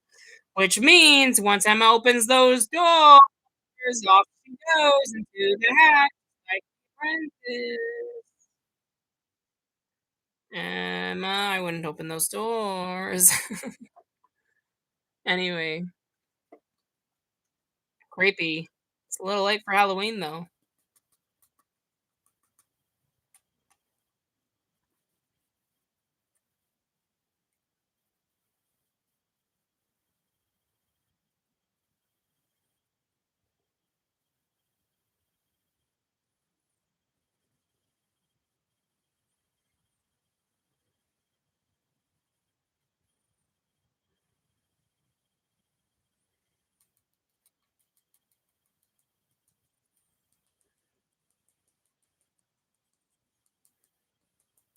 It's not going to take rid of your powers. That hat's going to just trap you entirely in the hat.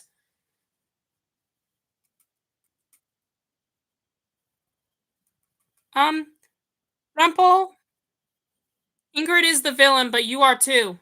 The one who doesn't want you to do this is the villain who wants you to do the right thing, not the villain who wants you to do the wrong thing. There's a difference. Ingrid wants you not to go in that hat for her own evil purposes. That's probably good. The best way to not listen to a villain is by listening to another and not falling into their deception. Anyway,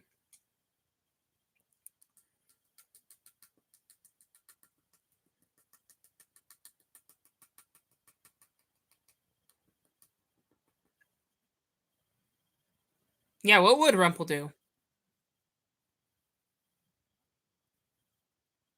Huh.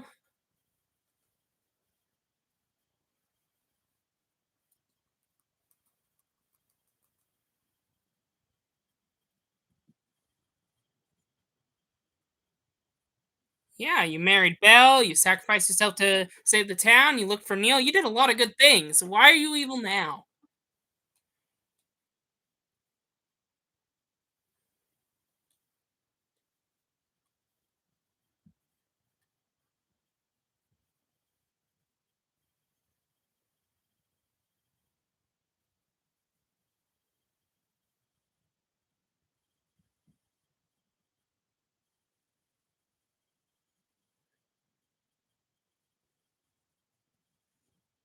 Rumple is taking something true and twisting it into a lie.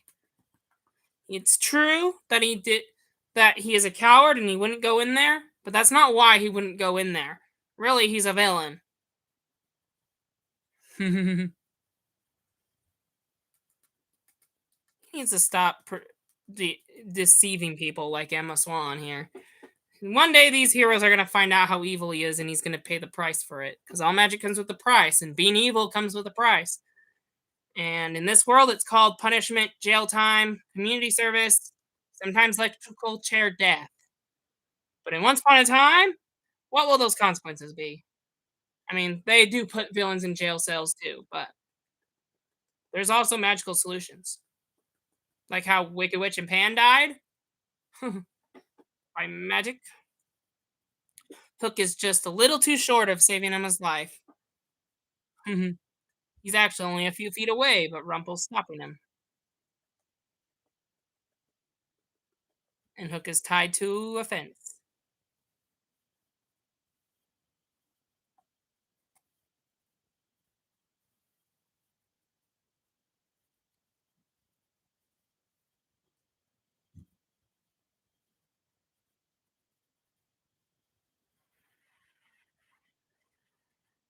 Rumple deleted the message. Emma never got it.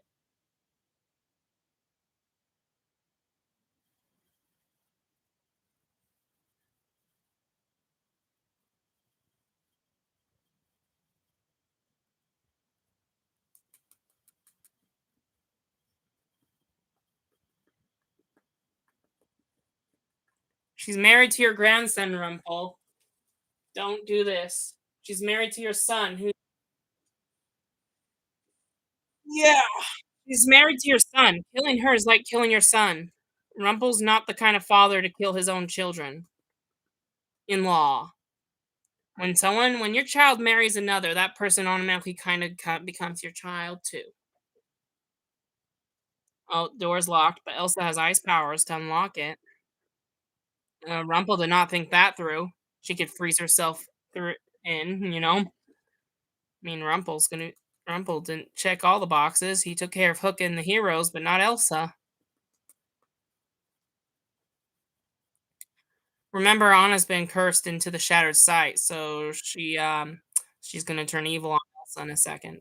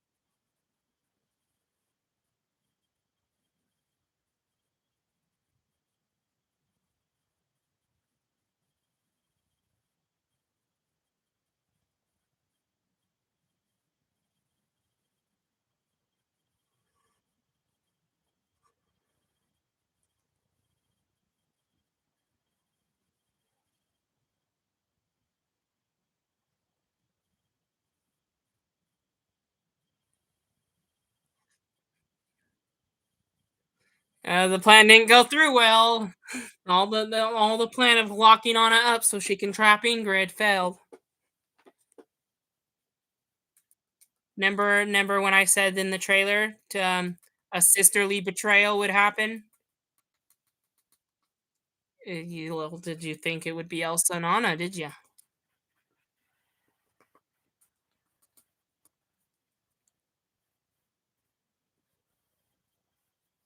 So the shattered sight, sometimes you have negative feelings about someone, but you choose to keep them in because you're trying to be Christ-like and loving.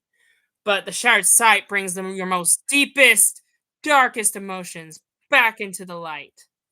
And this is what Anna was really thinking about Elsa deep down.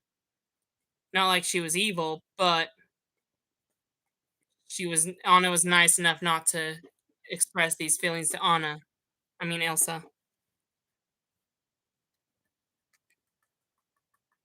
The spell Shattered Sight causes Anna to turn evil on her own sister and trap her in the urn, just like her mother did to Ingrid. The spell is broken after trapping her in there.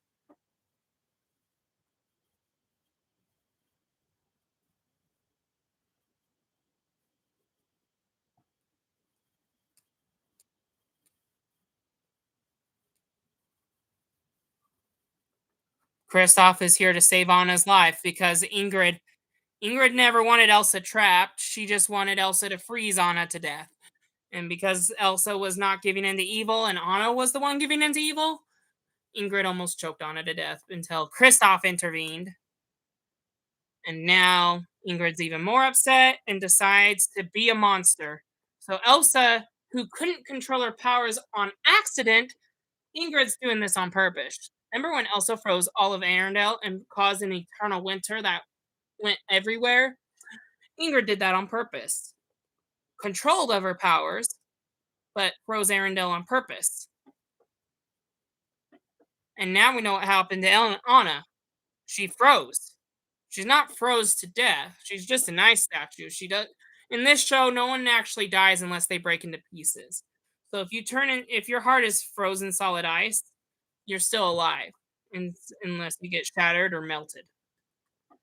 So Anna's still alive. She's just frozen. Same with Kristoff. Now we know what happened to Anna and why we can't find her in Storybrooke. Well, she's a frozen statue in Arendelle. That's why.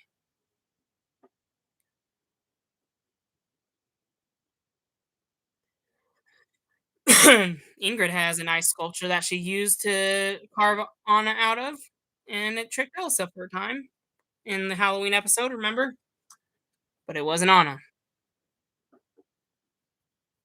Here's Elsa trying to save Emma from going into the hat.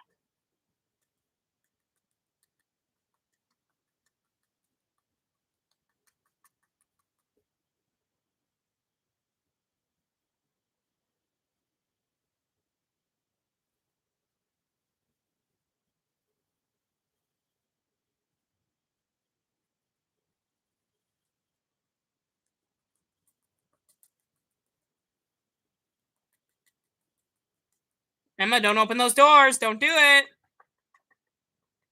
Elsa, say something. Say something. Good job.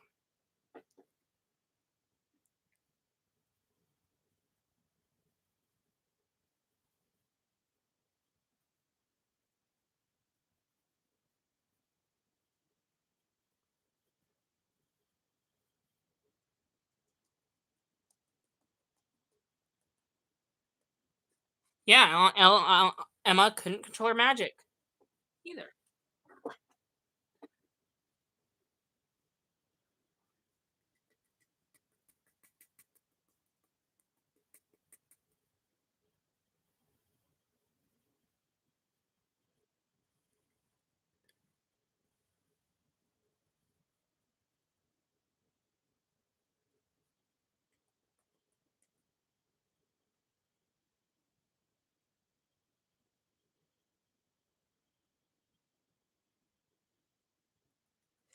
So now we're in a situation where Emma has to take Elsa's hand.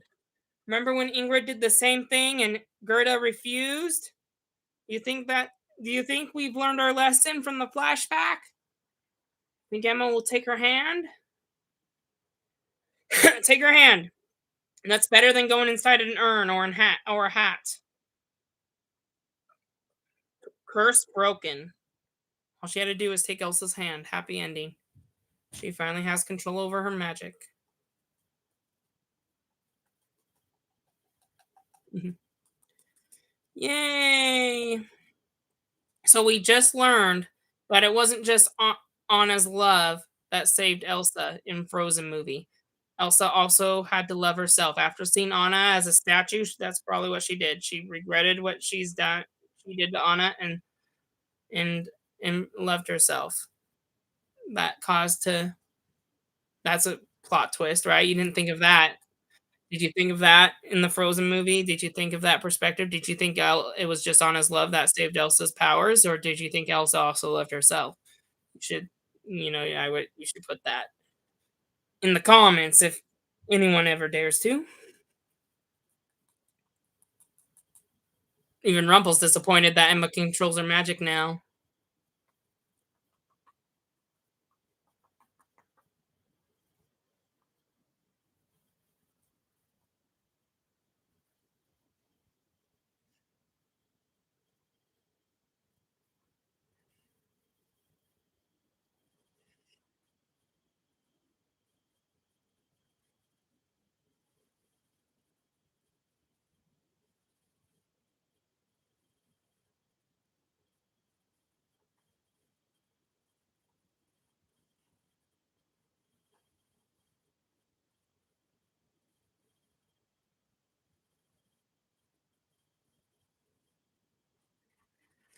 And the only person that knew Rumple before the Dark One is Hook.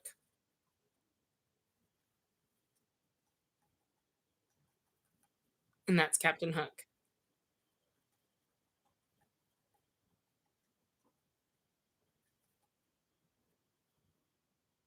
Yep.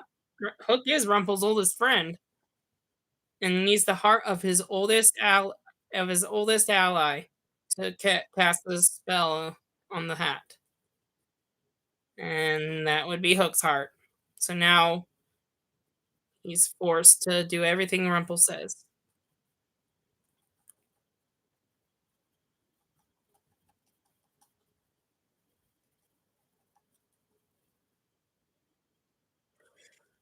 Rumple. He's gone way downhill. He's gone eviler than he should be.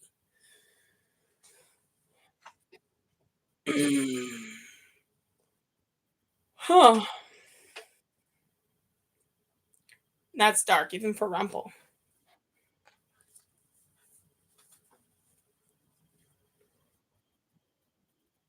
It looks like the necklace. It looks like the necklace. Looks like the necklace didn't burn fire.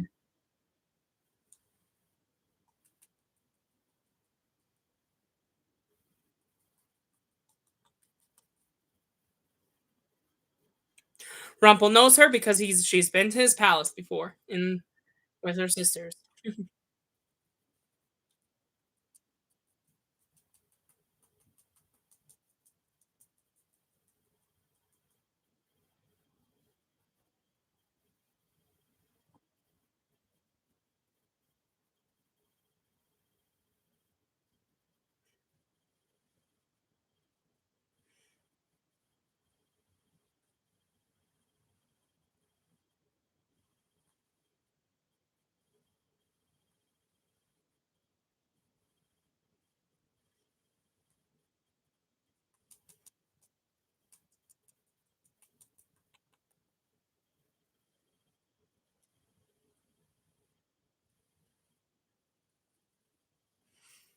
So Rumpelstiltskin just took the urn away from Ingrid, which explains why he had it in his own castle when Emma and Hook time traveled, and explains why he had the necklace before Elsa stole it from his shop. So that kind of solves the puzzle of what happened to Anna and how we got to where we were at the beginning of the season. But we're not done with the Frozen arc yet, because Ingrid still adopted Emma at one point, and Kristoff knows Charming. So we're not quite done yet.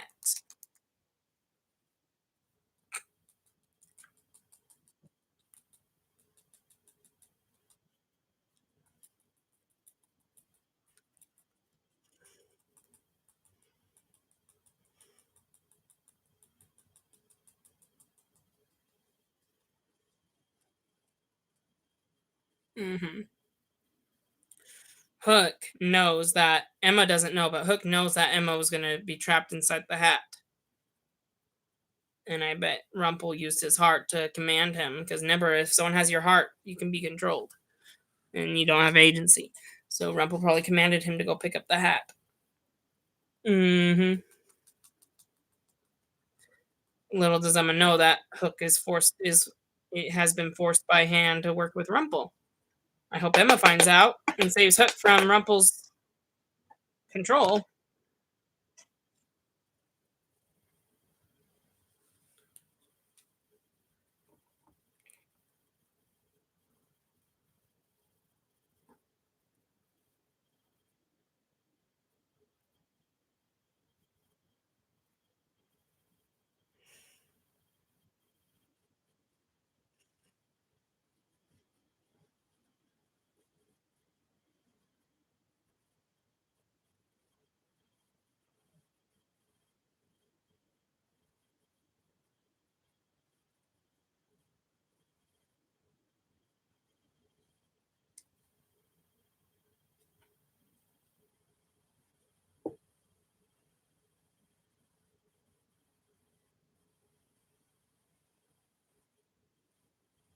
Robin and Regina are kissing. This is what would have happened if Regina didn't choose evil and didn't want to kill Snow White. If she went into the bar Tinkerbell told her to go into, they would have lived happily ever after.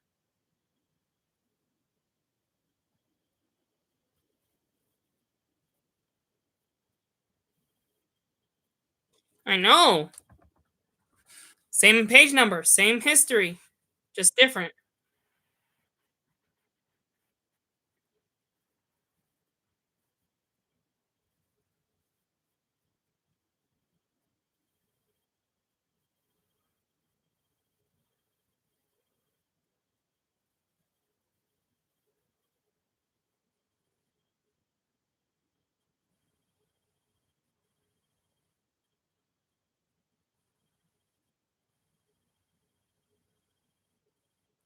Like Henry's book, like when the book appeared to Henry in Snow White's closet. Hope.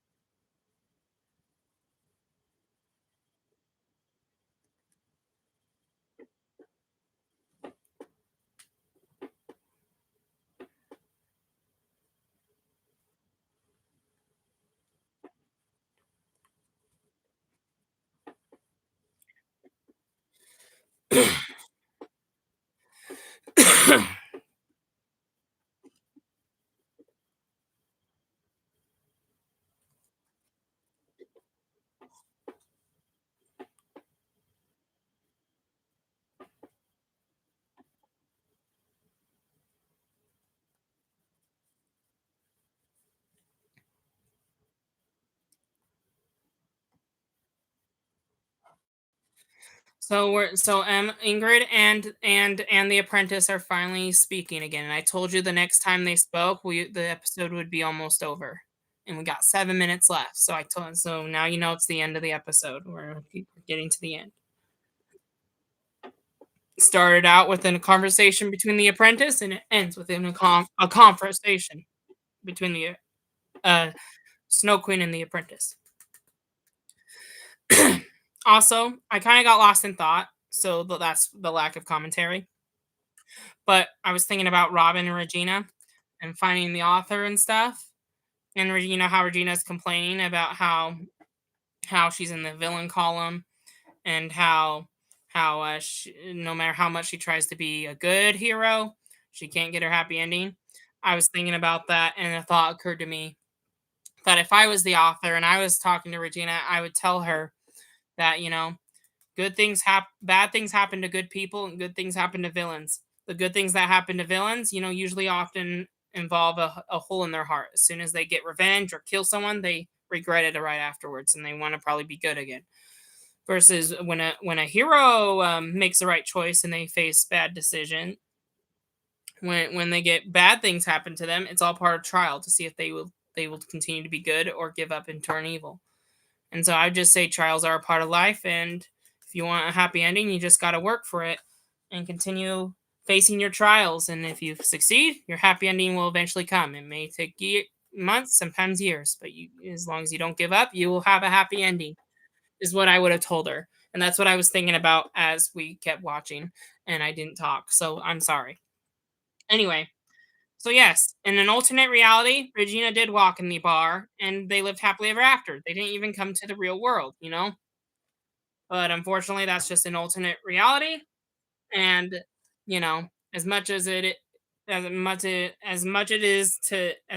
it is to hurt Regina, um, Robin takes this revelation as hope, meaning Regina is not doomed to suffer. She is rewarded with a happy ending. And as you see, the apprentice just opened the door to the real world, and it's 1982, a year before Emma is born. So now we know how Ingrid made it to the real world, but how did she adopt Emma? We'll find out in a later episode. Speaking of Emma, Emma now has control over her powers, and so that creates a happy ending for tonight's story. But it's only a happy ending for now because we got more Once Upon a Time to watch. This is only live stream 31, and there's a total of 60. We're only a little after halfway. 29 more live streams to go, guys. Yes. Speaking of magic, now that Emma's in control of her magic, she's going to do something nicely magical. I mean, we are just a month away from New Year's. So, and it is a fictional town, Storybrooke. So, I mean, there's no legal law against fireworks, right? That creates a happy fairy tale ending for tonight's episodes, right? It's not a happy ending because Rumpel's still evil. Ingrid is still going to cast her spell of Shattered Sight that will make the whole town turn evil. So I'm basically just saying it's not over, but it's a good happy ending for now until we watch more next week, right? Look at all those fireworks exploding in the air. But anyway, back to Regina and Robin Hood. There's a happy ending for every turn, even if Regina misses one. The story is not going to give up on her. So as long as Regina doesn't turn evil, she will eventually get her happy ending, whether that's with or without Robin Hood. So, speaking of which, Marion's been under a frozen spell, and just like Anna was, frozen heart, right? Yada yada. She's been under a frozen spell since episode like 3. When are they gonna wake her up, right? It's taking forever. They're too busy fighting the Snow Queen. Anyway, Ingrid just cast a spell on the ribbons that she wore as a sister. Remember when her sisters wore 3 lovely ribbons and they made a deal with Rumple for the urn? Ingrid had got them back, and now she put them on Emma and Elsa to be her new sisters. So the sisterly bond of of all 3 ribbons are now on Emma and Elsa. So now they're doomed to be sisters forever and ever. Luckily, that's not how it works in real life. Magical ribbons doesn't keep you with your loved ones and family. Magical ribbons mean nothing. But there's other ways. Covenants, on the other hand, it's how we can seal ourselves to our families for time and all eternity, not ribbons.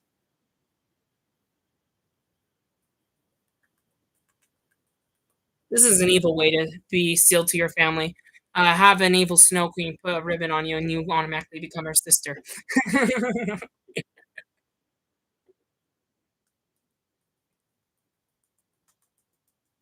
Rumpel thought it was Emma. Rumpel thought it was Emma who stopped. Rumpel thought it was Ingrid who stopped Emma from going into the hat, but it's not. It was Elsa. So Rumpel is just frustrated.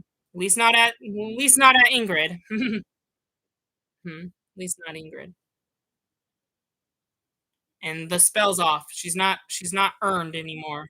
The earned dust did not is out now. It didn't last.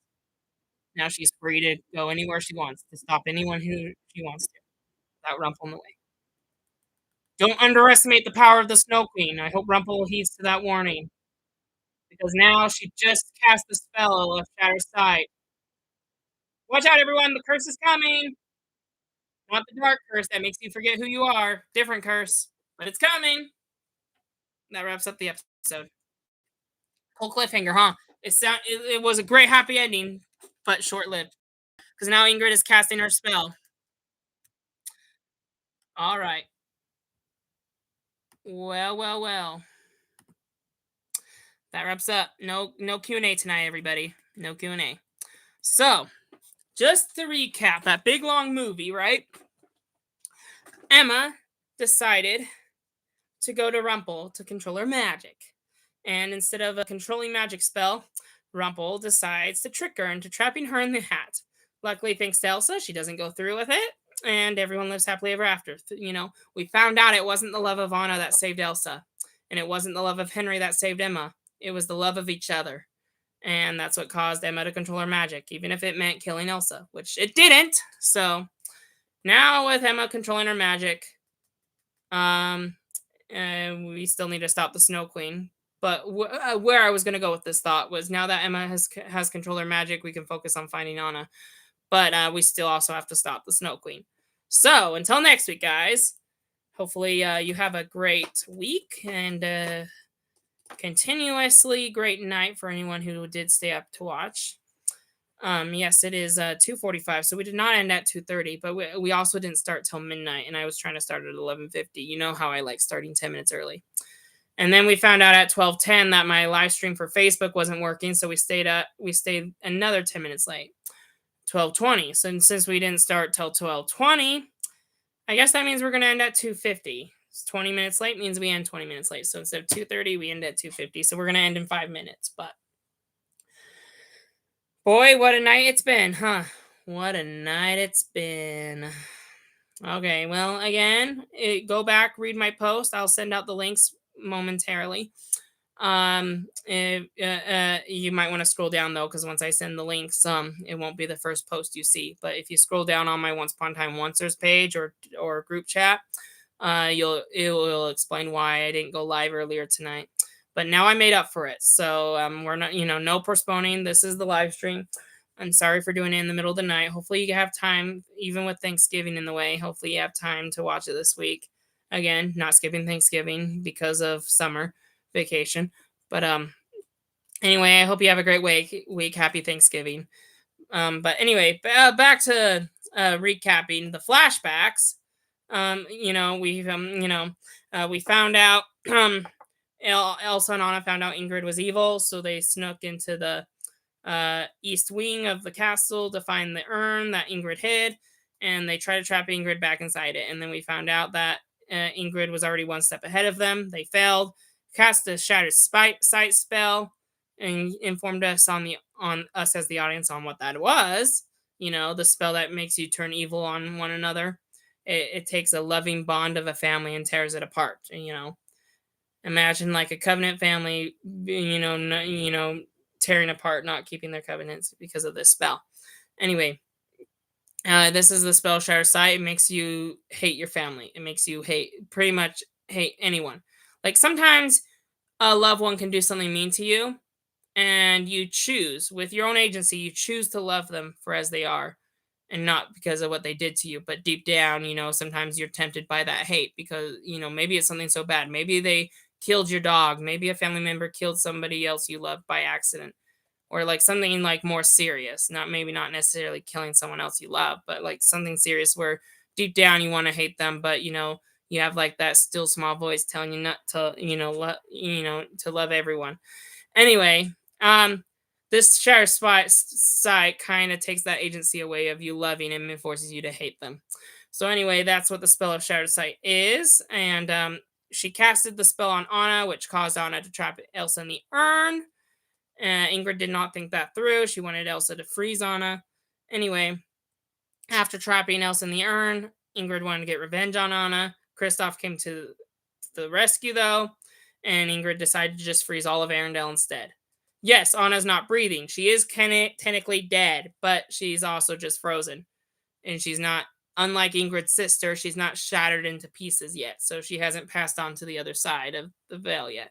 So, Anna's life is still in saving peril. But, someone just needs to go back to Arendelle and freeze everything that Ingrid did. Elsa set an accidental eternal winter everywhere, but Ingrid did it on purpose.